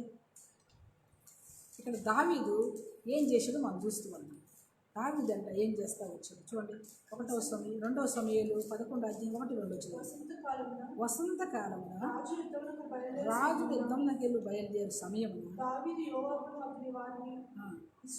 ఇశ్రాయేలు అందరూ పంపగా వారు అమ్మోనీయులను సంహరించి ఇక్కడ వేసి అయితే దావీదు యెరూషలేములో ఉండెను. ఒకానొక దినమున ప్రొద్దుకునకు వేళ దావీదు పడక మీద నుంచి లేచి రాజనగరం మిద్దె మీద నడుచును. పైనుండి చూస్తూ స్నానం చేయ ఒక స్త్రీని చూశాను. అది ఎలా ఉందంట? సౌందర్యవతి ఉందంట. ఇది మనకి చాలా వరకు తెలిసినటువంటిది, కానీ చూశాడు. బహు సౌందర్యం కనపడ్డాడు. ఏం కనపడ్డాడు చెప్పండి? బహు. అయితే మిద్ది మీద నుంచి లేచింట ఏం చేస్తూ ఉన్నాడంట? పైన చూస్తూ ఉన్నాడు. ఏం చూస్తూ ఉన్నాడు? పైన చూస్తూ ఉన్నాడు కదా. చూడండి, అంటే పొద్దుగుకి అంటే 2, 3, 4 ఆ సమయం అంతే కదా. 4-5 సమయాలు. అప్పుడు దాకా ఏం చేశాడు? పడుకొని నిద్రపోయాడు. అప్పుడు లేచి మిద్దె మీద నడుస్తూ ఉన్నాడు. ఇప్పుడు ఏం కనపడింది? కంటికి కనపడింది కదా. కనపడంగా ఏమనుకో ఉండాలైతే ఉండాలి కదా అని అట్లా కళ్ళు మూసుకొని పక్కకి ఉండాలి. దావీదు అలా చేయలేదన్నమాట. అలా చేయకుండా చూశాడు. తన శ్యామ సమాచారం కనుక్కొని ఇంటికి పిలిపించుకొని ఏం చేస్తూ వచ్చాడు? ఆమెతో పాపం చేసాడు. చూడండి, ఆమెతో పాపం చేసి ఎంత నష్టాన్ని తెచ్చిపెట్టినట్టు తెలుసా దావీదు. నేను నోటితో మామూలుగా ఎన్ని చూపిస్తే మన సమయబద్ధం చూడండి, ఎంత నష్టాన్ని తెచ్చిపెట్టుకున్నాడంటే దావీదు. మన జీవితకాలం అంతా, అసలు దావీదు జీవితకాలం అంతా ఇద్దాలే, మన జీవితకాలం అంతట్లో నెమ్మది అనేది లేదు. దావీదు అంటే రహస్యంగా తప్పు చేస్తే బహిరంగంగా దావీదు భార్య మిద్దె మీద అక్షాలను గుడారం వేసుకుని తప్పు చేస్తూ వచ్చాడు. ఆ పాపం వల్ల పుట్టిన బిడ్డ చనిపోయాడు. కానీ దావీదు జీవితకాలం అంతా నెమ్మది లేకుండా జీవిస్తూ ఇద్దాలి. దావీదు జీవితంలో వచ్చింది ఇద్దాలి. దేవుడి ద్వారా వచ్చింది మనకు నెమ్మది లేదు. ఎందుకంటే చూడండి, పాపం హృదయంలో వేలుతున్నప్పుడు నెమ్మది ఉండదు, సమాధానం ఉండదు అన్నమాట. అందుకే దావీదుకి ఏం పోయింది? ఇప్పుడు ఏం పోయింది? సమాధానాన్ని పోగొట్టుకున్నాడు. ఇంకా నేనేదో మంచి చేస్తా అనుకున్నాడు. కానీ అయితే పైనుండి ఏం చూశాడు? అందుకే ఫిలిప్పీలు రాసిన పత్రికలో విశ్వాసులుగా అపోస్తలుగా పౌలు చెబుతాడు, మనం ఏం చూడాలంట? పైన ఉన్న వాటినే చూడాలంట. కింద పట్టి ఏం చేయకూడదు? చూడకూడదంట. కింద ఉన్న వాటిని చూడకూడదు, పైన ఉన్న వాటినే చూడాలంటారు. చూడండి, కొలస్సీయులకు రాసిన పత్రిక 3వ అధ్యాయం 1-3 వచ్చిన చదవండి. మీరు క్రీస్తుతో కూడా లేపబడిన వారైతే పైన వాటిని ఎదుకుడి, అక్కడ కూర్చొని ఉన్నాడు. పైన వాటి మీదనే మనసు పెట్టుకుని, కానీ భూసంబంధమైన వాటి మీద మనసు పెట్టుకుంటుంది. ఏలి అనగా మీ మీరు మృతి పొందితే మీ జీవం క్రీస్తుతో కూడా దేవుని యందు దేవుని యందు దాచబడి దాచబడినది. చూడండి, మీరు మృతి పొందారు కానీ మీ జీవం ఎక్కడ ఉంది? క్రీస్తుతో కూడా దేవుని యందు అంట. పైన వాటిని ఇప్పుడు చూస్తే చూడండి, దావీదు గురించి అబీగయలు ఒక మంచి మాట అంటది. అబీగయలు ఒక మంచి మాట అంటది, నా ఏలివాడా నీ జీవము దేవుని సన్నిధిలో దేవుని మూటలో కట్టబడి ఉంది అయ్యా అంటది. చూడండి, ఆ సంగతి దావీదు మర్చిపోయాడు. ఆ సంగతి ఏమయ్యాడు దావీదు? చూడండి, అబీగయలు 1 సమూయేలు 25వ అధ్యాయం 29వ వచనం చూడండి. 1 సమూయేలు 25వ అధ్యాయం 29వ వచనం.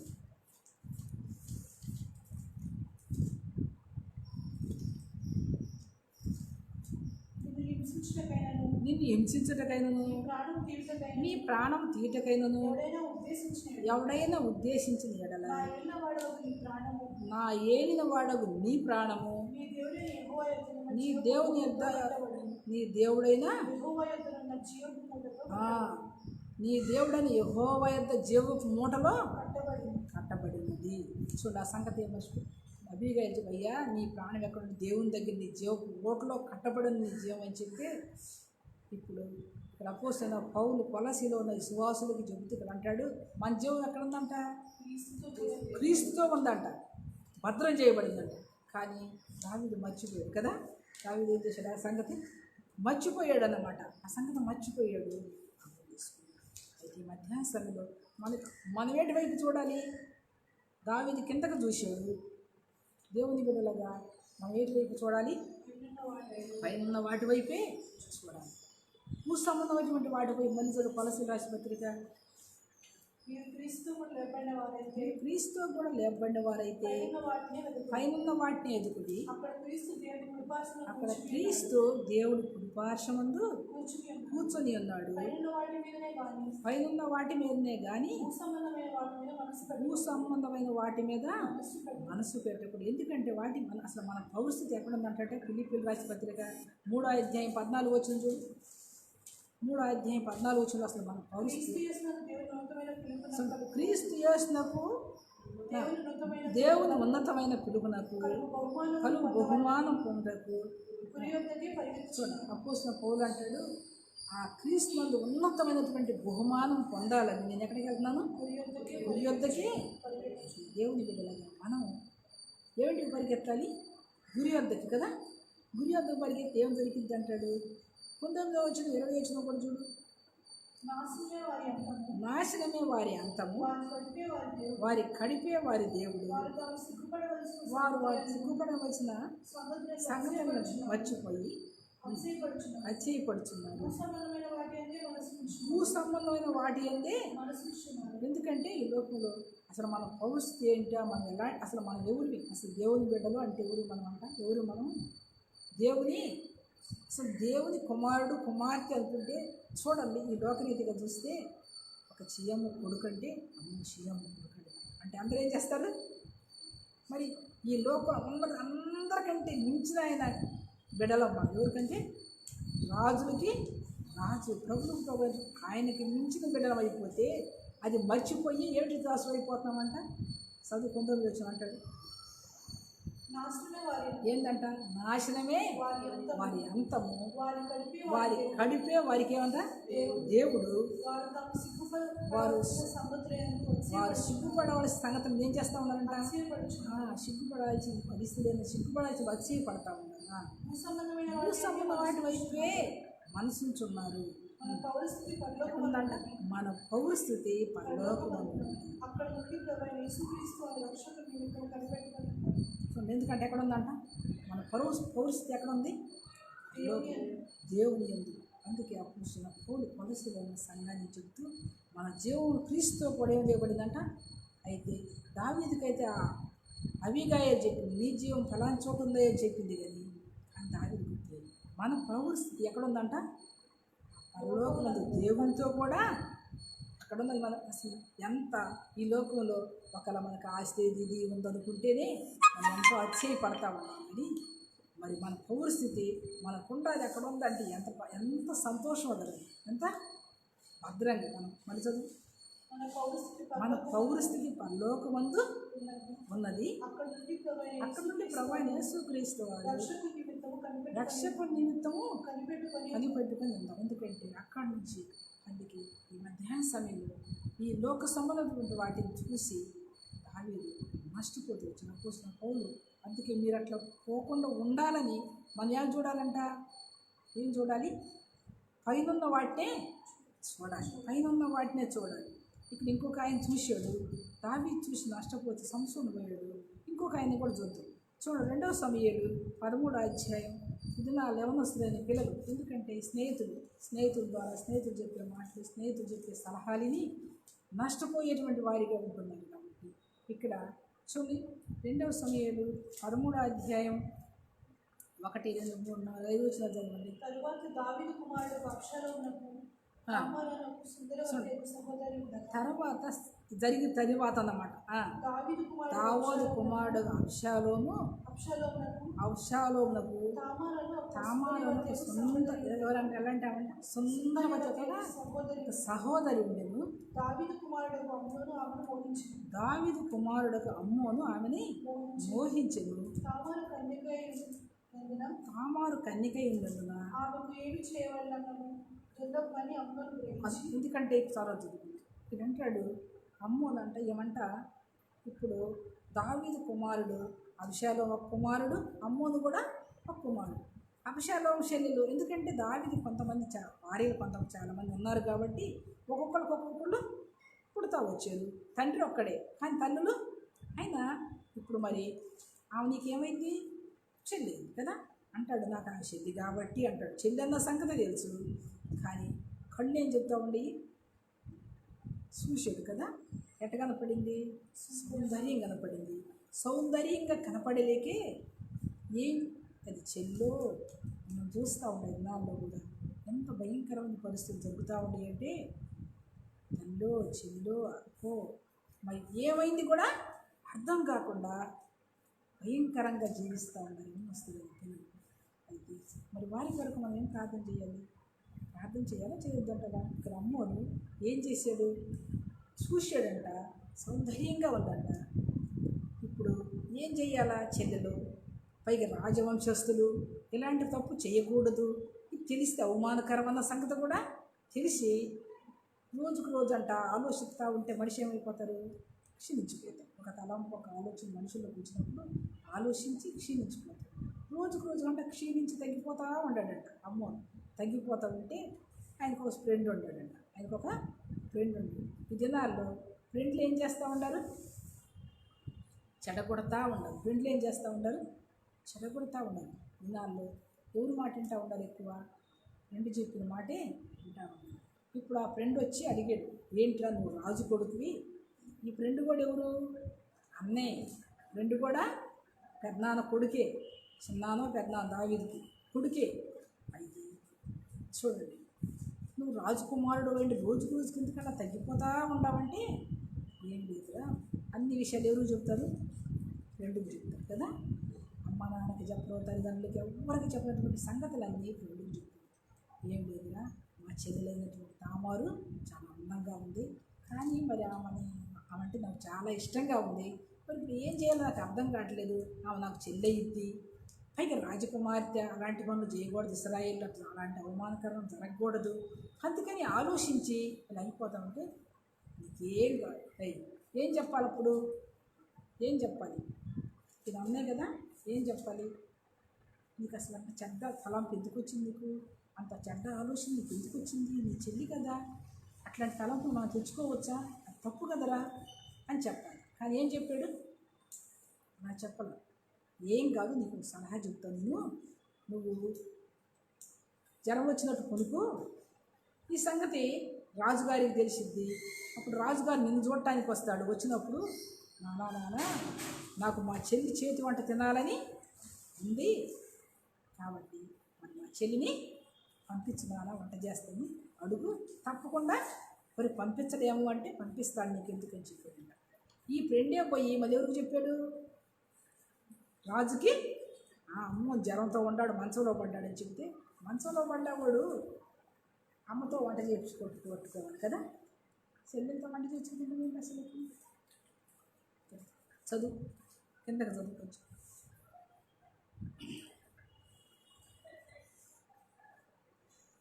అది 2వ సమయం 13వ అధ్యాయం 4వ వచనం 5వ వచనం. రాజకుమారుడైన నీవు నానాటికి చిక్కిపోవటం ఏమిటి? సంగతి నాకు తెలియజెప్పవా అని ఈ సంగతి నాకు తెలియజెప్పవా అని అమ్నోనుతో అన్నను. అమ్మోను నా తమ్ముడు అబ్షాలోము సహోదరి అయిన తామారును నేను మోహించి ఉన్నాను. అంటే ఇది చదువుకుంటూ వస్తాను చెప్పాను అన్నమాట. నేను మోహించి ఉన్నానని చెప్తే చూడండి, ఇప్పుడు రాజుకు పోయి చెప్పాడంట. రాజు చూడటానికి వచ్చింది. అంత చదువుకుంటే తర్వాత చదవండి కిందకంటే ఏమైనా వస్తుందని పిల్లలు తల్లిదండ్రుల దగ్గర కిందకి వెళ్ళి చదువుకుంటూ వస్తే తెలిసింది. అక్కడికి వెళ్ళిన తర్వాత చూడండి, రాజు దగ్గర రాజు వచ్చాడు, దావీదు వచ్చాడు. చెప్పిన తర్వాత నాన్న ఇదిగో చెల్లిని నా దగ్గరికి పంపించిన వంట చేసి పెట్టింది అంటే, ఏంటి చెల్లి నీకు వచ్చి వంట చేసి పెట్టివేంటి? ఓ అమ్మ దగ్గర ఉండించుకొని తిను, మీ చెల్లి నీ దగ్గరికి రావటం ఏందని ఫస్ట్లో అన్నాడంట. కానీ తర్వాత ఏం చేశాడంటే బతివాడినప్పుడు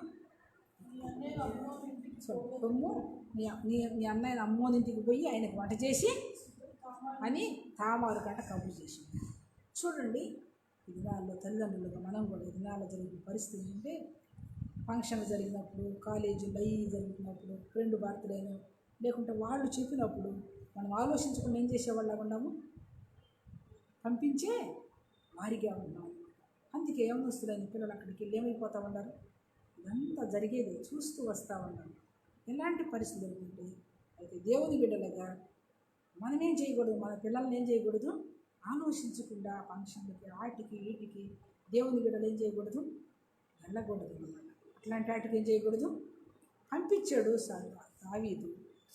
చూడండి, నా బతిలో ఆడిందంట, అన్నా ఇది ఇశ్రాయేలుకి తగినటువంటిది కాదు, ఇది చాలా జాగ్రత్తం చేయకూడదు, ఇదిగో నేనంత జీవితం అంతా ఎదవరాలనయ్యి ఉండాలి అని బతిలాడినప్పుడు చూడండి, ఎంత ప్రేమించాడో అంత దేశం వచ్చింది, ఎంత ప్రేమించాడో అంత దేశం వచ్చింది. ఇప్పుడు ఆ తప్పు చేయడం ద్వారా ఏమొచ్చిందో తెలుసా, అబ్షాలో ఆ దినంలో మెదలకుండా ఊరుకున్నాడు. రాజకుమారులందరిని భోజనానికి పిలిచి ఏం చేశాడు, అమ్మోని చంపేశాడు. ఇప్పుడు అంతేకాకుండా రాజు ఇంట్లో కలహం లేదు. తల్లిదండ్రులుగా ఆలోచించకుండా చేసే ఒక చిన్న పొరపాటు ద్వారా ఎంత నష్టమో వస్తుంది. అమ్మోను కూడా ఏం చేశాడు, చూశాడు కదా. అందుకే హెబ్రీయులకు రాసిన పత్రిక 12వ అధ్యాయం, హెబ్రీ 12వ అధ్యాయం 1-2 వచనాలు చూస్తే చదవండి ఒకసారి. హెబ్రీ 12వ అధ్యాయం. సులువుగా సిక్కులు పెట్టే పాపం, ఇది పాపం కాదు, లేదు పర్లేదు అనుకుంటాం కదా. చదువు. ఇంత గొప్ప సాక్షి సమూహం మేఘం వల్లే మనం ఆవరించుండగా మనం కూడా ప్రతి భారమును సులువుగా చిక్కులు పెట్టు పాపములను విడిచిపెట్టి విశ్వాసములకు కర్తయు దాన్ని కొనసాగించు వాడిని యేసు వైపు చూస్తూ మన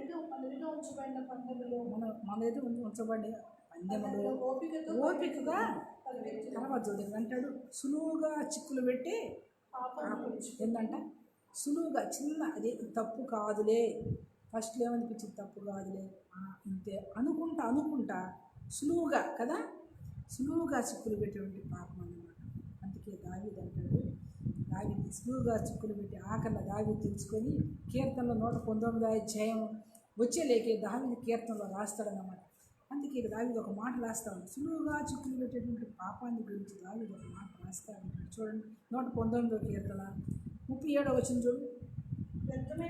వ్యర్థమైన వాటిని చూడకుండా నా కన్నులు తిప్పివేయ, నీ మార్గంలో నడుచుకుంటకు ఇప్పుడు నన్ను బ్రతికిచ్చయ్యా, నేను నీ మార్గంలో నడుచుకుంటా, నేను బ్రతికినంత కాలం వ్యర్థమైంది. దావీదంట తన జీవితంలో ఆ ఒక్క తప్పే చేసేది, పశ్చాత్తాపండి. ఆ తప్పుకి చూడండి, తప్పు చేస్తే ఆదివారం కూడా ఇంటూ వచ్చు, తప్పు చేస్తే దానికి శిక్ష వచ్చింది తప్పకుండా. తప్పు చేసిన దానికి శిక్ష అనుభవించాల్సింది, క్షమిస్తాడు కానీ దేవుడు ఆ శిక్ష మటుకి అనుభవించాల్సింది. ఆ శిక్ష అనుభవించాడు దావీదు. అనుభవించాడా, పుట్టిన బిడ్డ చనిపోయాడు. అంతేకాకుండా తన జీవితంలో యుద్ధాలు వస్తూ వచ్చింది, అది యుద్ధాలు చెలరేగుతూ వచ్చింది. అయితే ఇప్పుడు కూడా అందుకే దావీదుకు తెలివి తప్పు చేయలేదు కానీ పశ్చాత్తాపడ్డాడు. అందుకే అంటాడు దావీదు ఇక్కడ అంటాడు, వ్యర్థమైన వాటిని చూడకుండా నా కన్నులు నీ మార్గంలో నడుచుకుంటుంది నన్ను బ్రతికించయ్యా. వ్యర్థమైంది చూడకుండా నా కన్నులు ఏం చేయమంటా ఉన్నాడు? త్రిప్పేయ్యా. వ్యర్థమైంది చూడకుండా ఏమంటున్నాడు? నా కన్నులు త్రిప్పివేయ్యా. 25వ వచనం చదువు. అదే 25వ నా వచనం. ప్రాణం మంటిని హత్తుకొచ్చున్నది. నా ప్రాణం మంటిని అతుకొంచున్నది, నీ వాక్యం చేత నన్ను బ్రతికి నీ వాక్యం చేత నన్ను బ్రతికి నన్ను బ్రతికించు. ఎందుకంటే నీ వాక్యం చేతే ఇప్పుడు మనం బ్రతకాలంటే ఆ వ్యర్థమైనవి చూడకుండా ఉండాలంటే దేవుని వాక్యం మనలో ఉండప్పుడు ఏం చేయము? వ్యర్థమైనవి చూడమన్నమాట. దేవుని వాక్యం మనలో లేదనుకోండి, వింటున్నాము విడిచిపెట్టేస్తాము. వింటున్నాము, విన్నప్పుడు ఏం కావాలి? భయము రావాలి. భయం వచ్చినప్పుడు ఆ వాక్యాన్ని అనుసరించినప్పుడు వ్యర్థమైనది చూడకుండా ఏం చేస్తామంట? తిప్పుకుంటాము. విని విడిచిపెట్టామనుకోండి, మళ్ళీ పర్లేదులే వింటా ఉంటాం, ఇది రోజు చెప్పేయగా వినేయగా అనుకుంటాం, వాటిని యథావిధిగా చేసుకుంటూ పోతాం. అందుకే అంటాడు మళ్ళీ చదువు 25వ వచనం. నా ప్రాణం మంటిని నా ప్రాణం మంటిని హత్తుకొచ్చున్నది. అత్తుకొంచున్నది, నీ వాక్యం చేత నన్ను బ్రతికి నీ వాక్యం చేత నన్ను బ్రతికింపు. ఆయన వాక్యం ఏం చేసిద్దంట? అందుకే దావీదు చెప్పాడు ఇదే కీర్తనలో 1950లో అంటాడు, నీ వాక్యం నన్ను ఏం చేసింది? బ్రతికించిందయ్యా, బాధలో నెమ్మది కలిగించింది. కాబట్టి నీ వాక్యం చేత నేనేం చేయబడతాను? సరిచేయబడతాను. నీ వాక్యం చేత ఏమంటాడు? వాక్యం చేత ఏం చేయబడతాం మనము? నీ ధర్మశాస్త్రాన్ని నీ కట్టలను అనుసరించినట్లు శ్రమను అందినట్టుగా నాకు మేలయ్యా అంటాడు. ఎందుకంటే ఆ వాక్యం విన్నప్పుడు ఆయన స్థిరంగా ఉంటాడు. అదే 119వ అధ్యాయం 133వ వచనం చదవండి. 133వ వచనం. నీ వాక్యం బట్టి నీ వాక్యమును బట్టి నా నా అడుగులు స్థిరపరచుకును ఏ పాపము నన్ను చూడండి. ఎందుకంటే ఇప్పుడు చెబుతూ ఉంటాడు దావీదు, గుర్తెరిగాడు, ఇదిగో నీ వాక్యం చేత నా అడుగులు నేను చేసుకుంటాను స్థిరపరచుకొని ఏ పాపము నన్ను నీకుమయ్యా. 34వ వచనం. నీ ఉపదేశమును నేను అనుసరించినట్లు మనుషుల ఆత్మలో నన్ను అందుకే అంటాడు 35వ. నీ సేవకుని నీ మొక్కాంతి ప్రకాశింపజేయమ్మా, నీ కట్టలు నాకు బోధించు. ఎందుకంటే అవి బోధించినప్పుడు నేనేం ఏమవుతాను? వాటి నుంచి తొలగిపోనయ్యా అని చెప్తాను. అందుకే ఈ మధ్యాహ్న సమయంలో మరి ఆయన ధర్మశాస్త్రాన్ని అనుసరించి మరి వ్యర్థమైన చూడకుండా నా కన్నులే చేయమంటా ఉన్నాడు, తిప్పివేయ. వ్యర్థమైన చూడకుండా అయితే మధ్యాహ్న సమయంలో మనం కూడా ప్రార్థన చేసుకుంటాం. వ్యర్థమైనవి చూడకుండా నా బిడ్డ బయటికి వెళ్తుంది, వ్యర్థమైనవి చూడకూడదు. వ్యర్థమైనవి చూసి అమ్మో సంసోను చూశాడు, నష్టాన్ని తెచ్చిపెట్టుకున్నాడు. దావీదు చూశాడు, నష్టాన్ని తెచ్చిపెట్టుకున్నాడు. అమ్మోను కూడా చూశాడు, నష్టాన్ని తెచ్చిపెట్టుకున్నాడు. అందుకే లేని మట్టుకి నా పిల్లలు కూడా చెడిపోయారు. అలా ఉండకుండా ఉండాలని అందుకే మళ్ళీ చూడండి ఎబ్రిల్ రాసిన పత్రిక 12వ అధ్యాయం. మరి మనం ఈ పందెపు రంగంలో ఎలాగా పరిగెత్తాలో అంటాడు. ఇంత గొప్ప సాక్షి సమూహం, 2వ వచనం. ఇంత గొప్ప సాక్షి ఇంత గొప్ప సాక్షి సమూహం మేఘం వలె మేము వల్లే ఆవరించున్నందున మనం కూడా ప్రతి వారం సులువుగా చుక్కులు పెట్టి పాపమును విడిచిపెట్టి విశ్వాసము కర్తయో ఆయన కొనసాగించేవాడు యేసు వైపు చూసు మన ఎదుట ఉంచబడిన పందెంలో ఓపికతో ఏం చేద్దాము? ఎప్పుడు యేసు వైపు చూడాలి. ఎవరి వైపు చూడాలి? అదే కీర్తనలు అంటాడు 34వ అధ్యాయం 5వ వచనం చూడు. ఆయన వైపు చూస్తే ఏం కలిగిద్ది? అసలు ఆయన వైపు చూస్తాం, ఆయన వైపు చూస్తే అసలు ఏమొస్తుంది చెబుతారు చూడండి. కీర్తనలో 34. వారు ఆయన తట్టు చూడగా వారికి వెలుగు కలిగింది. చూడండి ఎప్పుడంట? అందుకే యేసు వైపు చూస్తూ గురి వద్దకు పరిగెత్తాలంటాడు అపోస్తలుడు పౌలు. ఎవరి వైపు చూస్తూ? యేసు వైపు చూస్తూ గురి వద్దకి. ఎందుకు? ఆయన వైపు చూస్తే ఏం కలిగిద్ది అంట? వెలుగు కలిగిద్ది. ఏం కలిగిద్ది? అందుకే ఫస్ట్ ఆదిలోనే అంత చీకటిగా ఉందట కదా, దేవుని ఆత్మ ఏమైందంట? జలం మీద అల్లాడుతుందంట, వెలుగు కలిగించు. యోహాను సువార్త 1వ అధ్యాయంలో చూస్తే ఏమంటాడంటే ఆ వెలుగు లోకంలోకి వచ్చును, ప్రతి మనిషిని ఏం చేస్తూ ఉన్నది? వెలిగిస్తాం. యోహాను సువార్త 1వ అధ్యాయంలో చదవండి ఒకసారి. ఆయనలో జీవం ఉండేది. యోహాను సువార్త ఒక అధ్యాయం. ఆ జీవం ఫస్ట్ చదువు. ఆది యందు వాక్యం ఉండెను, వాక్యం దేవుని యొద్ద ఉండెను, వాక్యం దేవుడై ఉండెను, ఆయన ఆది యందు దేవుని యొద్ద ఉండెను, సమస్తం ఆయన మూల కలిగిన ఆయనలో జీవం ఉండెను, ఆ జీవం మనుషులకు వెలుగై ఉండెను, ఆ వెలుగు చీకటిలో ప్రకాశించను కానీ ఎందుకంట వెలుగు ప్రకాశిస్తాం. ఆ వెలుగై దేవుడు. అందుకే ప్రభు యేసుక్రీస్తు వారి దగ్గరికి వచ్చి ఆ పాపం ఇంకా ఆ చీకటిలోనే జీవించకుండా, ఇంకా ఆ చీకటిలోనే ఆ చీకటి బ్రతుకుని ఆశించకుండా, ఎందుకంటే పాపం ఆ చీకటి అన్నమాట. ఆయనకెళ్ళి చూస్తే ఎప్పుడైనా ఈ సమయంలోనైనా ఈ లైన్ ద్వారా ఉంటున్న దేవుని పిల్లలుగా ఒకసారి మనం జ్ఞాపకం చేసుకుందాం. మరి కొంతమంది మనం చూస్తూ వచ్చినాము, ఆయన వైపు చూస్తే ఏం కలిగింది? వెలుగు కలిగింది, ఆ చీకటి పోతుంది. అందుకే ఆ వెలిగీయడానికి ప్రభు యేసుక్రీస్తు వారు 2000 సంవత్సరాల పూర్వం మనలోకి ఈ లోకానికి వచ్చి నేను ఆ పాపాల కోసం కలవర్షంలో తన ప్రాణాన్ని పెట్టాడు. ఒక్కసారి మధ్యాహ్న సమయంలో ఆ సిలువ వైపు చూడు, నువ్వు కూడా నీకు కూడా ఏం కలిగింది? వెలుగు కలిగింది. ఎప్పుడు వెలుగు కలిగినప్పుడు ఏమొచ్చిందంట? ఆ వెలుగు చూసినప్పుడు మనం అంట ఏం చేయమంట? లజ్జపడమంట కదా. ఇంకా ఏం పోయింది మన నుంచి? పాపం పోయింది. చిప్పడే సంవత్సరం ఉందా? ఆ బావి దగ్గర ఉన్నటువంటి ఆ స్త్రీ ఎప్పుడు నీళ్ళకి వెళ్ళేది? 12ంటికి వెళ్ళిద్ది అంట. ఎన్నింటికి వెళ్ళిద్ది? మధ్యాహ్నం 12 గంటలకు వెళ్ళిందంట బావి దగ్గరికి. ఎందుకు? పాపాత్మారు కదా. ఎవరు ముఖం చూడటానికి ఆమెం లేదు, సిగ్గు కదా. ఏమనుకుంటారో సిగ్గుపడతా అక్కడికి వెళ్ళిద్దంట. కానీ యేసయ్య వచ్చాడు దగ్గరికి. యేసయ్యలో ఏముంది? ఆ ఎలుగు ఆమెలోకి వచ్చేలేకి ఆమె హృదయంలో ఉన్న, అందుకే అంటాడు కీర్తనలో అంటాడు 90వ అధ్యాయంలో, ఆయన మొక్కాంతిలో మన రహస్య పాపాలు కనపడతాయి అంట. ఇక్కడ భక్తులైనటువంటి మోషే ప్రార్థనలు అంటాడు అన్నమాట. కీర్తనలో కీర్తన 90వ అధ్యాయం, మన రహస్య పాపాలు మొక్కాంతిలో ఆయన చూడంగానే ఆ పాపాలు ఒప్పుకోండి. నీ మొక్కాంతిలో మా రహస్య పాపాలు. అయితే ఇప్పుడు ఏం కనపడ్డాయి? ఆ బావి దగ్గరికి రాగానే యేసయ్య ఎక్కడికి వచ్చాము, నాకు మంచి లేవు తాగటానికంటే చాలా సంభాషణ జరుగుతూ వచ్చింది, తెలిసిందే కదా. అయితే ఆయన మొక్కాంతిని రహస్య పాపాలని ఏం చేస్తా ఉండి ఒప్పుకుంది. నోటితో ఏమంది కదా, ఇదిగో అయ్యా నాకు 5 అంతమంటాడు, నాకు భర్త లేడు అని చెప్పింది కదా. ఉన్నారు అప్పులన్నీ ఒప్పుకుంది. అంతకుముందు ఎప్పుడు వచ్చేది నీళ్ళకి? ఒంటిగా ఎవరు లేని సమయంలో మధ్యాహ్నం సమయంలో బావికి వచ్చేది. ఇప్పుడు ఊర్లో పోయి చెప్పింది ఏం చెప్పింది? నేను చేసినవన్నీ నాతో చెప్పిన ఆయన 2 సూతులు కూడా తీసుకొచ్చింది. సిగ్గుపడకుండా ఏం చేస్తూ ఉంది? లజ్జపట్ల కదా. ఎందుకు? ఆ పాపాలు క్షమించబడ్డాయి. ఆమెలోకి ఏమొచ్చింది? ఇప్పుడుగా ఎలుగు వచ్చింది కదా. ఎలుగు వచ్చింది కాబట్టి ఇక ఆమె సిగ్గుపడకుండా ఏం చేస్తూ ఉంది? నేను చేసినవన్నీ నాతో చెప్పిన ఆయన రండి మీరు కూడా చూస్తారని.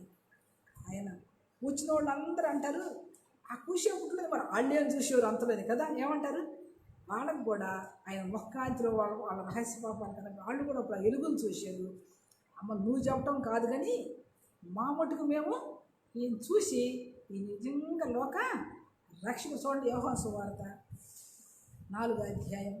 యోహాను సువార్త 4వ అధ్యాయం.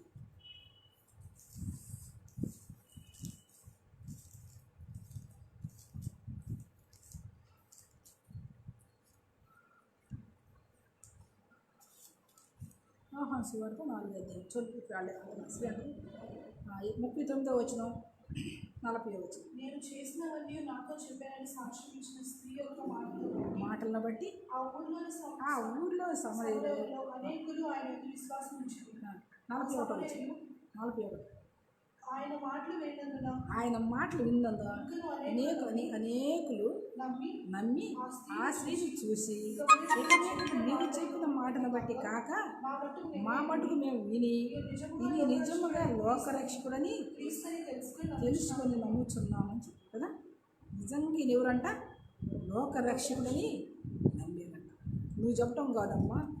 సాధ్యంగా ఒక పాపాత్మురాలు వచ్చి అప్పుడు దాకా నీళ్ళు తెచ్చుకోవడానికి బయట ముఖం చూపించడానికే సిగ్గుపడేటువంటి ఆ స్త్రీ ఇప్పుడు వచ్చి నిజంగా నేను చేసిన నాకు చెప్పేవాడు రెండమ్మ శుద్ధుగోదంటే వాళ్ళలో కూడా ఏమొచ్చింది, ఆవిడ ఎవరు చూశారో తెలుసు అసలు అక్కడికి.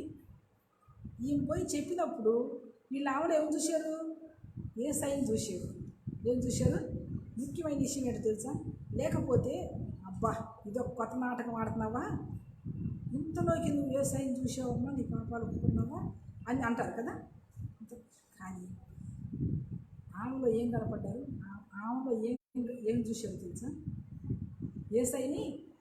అంటే ఒక దేవుని బిడ్డలో ఏం చూడాలి? బయటికి వెళ్ళినప్పుడు మన ఇంట్లో ఉన్న బయటికి వెళ్ళిన మనలో ఎవరిని చూడాలి? చూసిన వాళ్ళు నిజంగా ఇల్లు దేవుని పిల్లలు, నిజంగా దేవుని. ఎందుకంటే మన మాటలు, మన సంభాషణ, మన నడక, మన సమస్తం చూసినప్పుడు ఎట్లా కనపడాలి? ఎక్కడికైనా వెళ్ళినప్పుడు మనం లోకస్తులాగా మనం కూడా మాట్లాడి కోప్పడేది అంటా ఉన్నాం. దేవుని బిడ్డలు ఎందుకు నువ్వెట్ట సువాసి, నువ్వేంటి ఎట్ట మాట్లాడదాం అంటారు కానీ దేవుడు ఎవరు నమ్మరు కదా. నిజంగా ఎవరు చూసినప్పుడు అంట యేసయ్యని చూశారు. ఎవరిని చూశారు? యేసయ్యని చూశారు.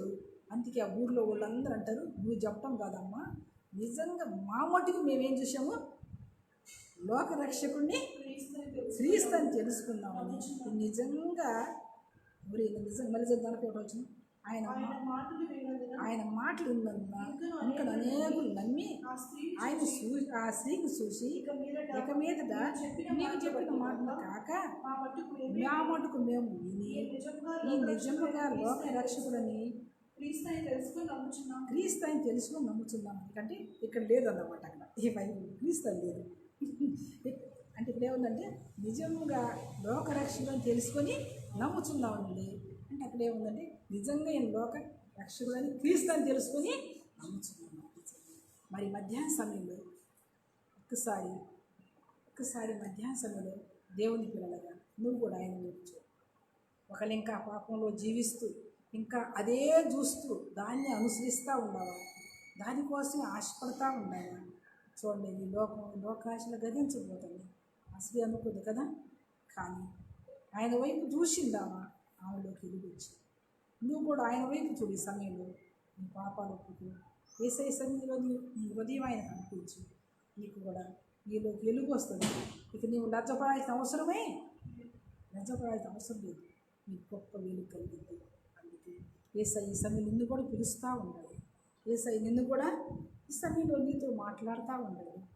మరి దేవుని పిల్లలుగా, మరి విశ్వాసులుగా, తల్లిదండ్రులుగా, యవ్వనస్తులైన బిడ్డలుగా ఈ మధ్యాహ్న సమయం ఒక్కసారి మనం జ్ఞాపకం చేసుకున్నాం.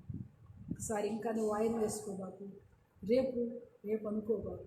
పాపం వల్ల వచ్చే జీతం మరణం, ఇంకా ఏమి చూసి ఆశిస్తూ ఉన్నాము. ఈ లోపల ఉన్నదంతా కూడా శరీరాశ, నేత్రాశ, ఈ దేవుని వల్ల పుట్టినవి కావన్నమాట. కాబట్టి నువ్వు ఆయన వైపు చూస్తే నీకు నెమ్మది కలిగింది, వెలుగొచ్చింది, నీ పాపాలు క్షమించబడింది, నీకు గొప్ప సమాధానం కలిగింది. మరి ఇప్పుడే ప్రభువైన యేసుక్రీస్తు వారిని నీ హృదయంలోకి ఆహ్వానించు. నిన్ను చూసినప్పుడు నువ్వు దేవుని బిడ్డగా ఈ సువాసనని చెప్పుకుంటే ఇంకా జీవిస్తూ ఉంటే, మరి మనల్ని చూసినప్పుడు మనలో ఎంతమంది యేసయ్యని చూస్తున్నారు?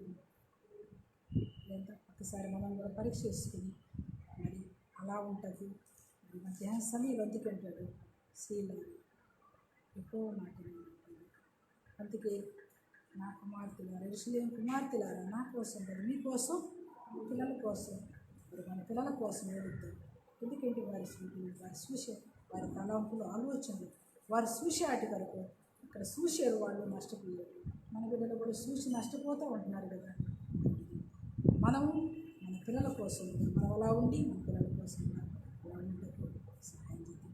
ఈ సమయంలో ఈ సమయంలోనే నువ్వు యేసయ్యకి నీ హృదయం ఇయ్యి, ఆయన దగ్గర నీ పాపలకు విడిచిపెట్టు, ఆయన తట్టు చూడు, నెమ్మది దొరికింది, సమాధానం దొరికింది. నువ్వు కూడా నిత్యత్వానికి వారసులు అవుతావు. అంత మాత్రం కాదు కానీ ఒక ఉన్నతమైన స్థితిలోకి దేవుడిని తీసుకుంటాం. అట్టి కృప అనుగ్రహించాలని ప్రార్థన చేసుకుందాం. ఎక్కడైనా ఉండా ఈ సమయంలో సంపూర్ణంగా యేసయ్యకి నీ హృదయం అర్పించుకో. యేసయ్యకి నీ హృదయం ఇంకా తీర్మానం చేసుకో. యేసయ్య బిడ్డగా జీవిస్తూ ఉంటే సాక్షిగా ఉండి నీ పిల్లల కోసం ప్రార్థన చేసుకుందాం.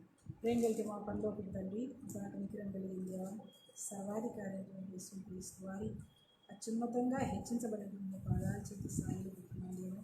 ఈ సమయంలో మా దృష్టికి తీసుకొచ్చిన లేఖనాన్ని బట్టి నేను స్థితిస్తున్నాను. విన్న వాక్యం మా హృదయాల్లో కార్యసిద్ధి కలిగించే దేవా. దృష్టి ఎత్తుకుపోకుండా భద్రపరుచును. లైన్ ద్వారా అయినా ప్రతి బిడ్డని జ్ఞాపకం చేసుకునేవా. నమస్తైన బిడ్డలు, తమ్ముళ్ళు, చెల్లెళ్ళు, కుమార్తెలు, కుమారులు ఎవరైనా కూడా అయినా ప్రతి బిడ్డని జ్ఞాపకం చేసుకుంటండి. ఈ సమయంలో ఎవరైతే నిజంగా పశ్చాత్తాపం కలిగి మీ వైపు చూసినప్పుడు వెలుగు కలిగి వారు కూడా అంగీకరించి ఆ నిత్యత్వానికి వారసులవుతాయి. వారిలో కూడా నీ వాక్యాన్ని కార్యసిద్ధి కలిగించండి. ఈ సమయంలో ఉన్న వీళ్ళందరినీ ఆశీర్వదించి దీవించు. ఇంకెవరైతే వెనకబెట్టి వారితో మాట్లాడి ఒకవేళ ఏ పరిస్థితులు ఉన్నా కూడా వారి సమస్యలన్నీ తీర్చి వారి కుటుంబాల్లో నెమ్మది సమాధానం కలిగించండి. యేసు నామములో ప్రార్థిస్తున్నా తండ్రి. ఆమేన్. Praise lord. ప్రభు చిత్తమైతే మాట్లాడు.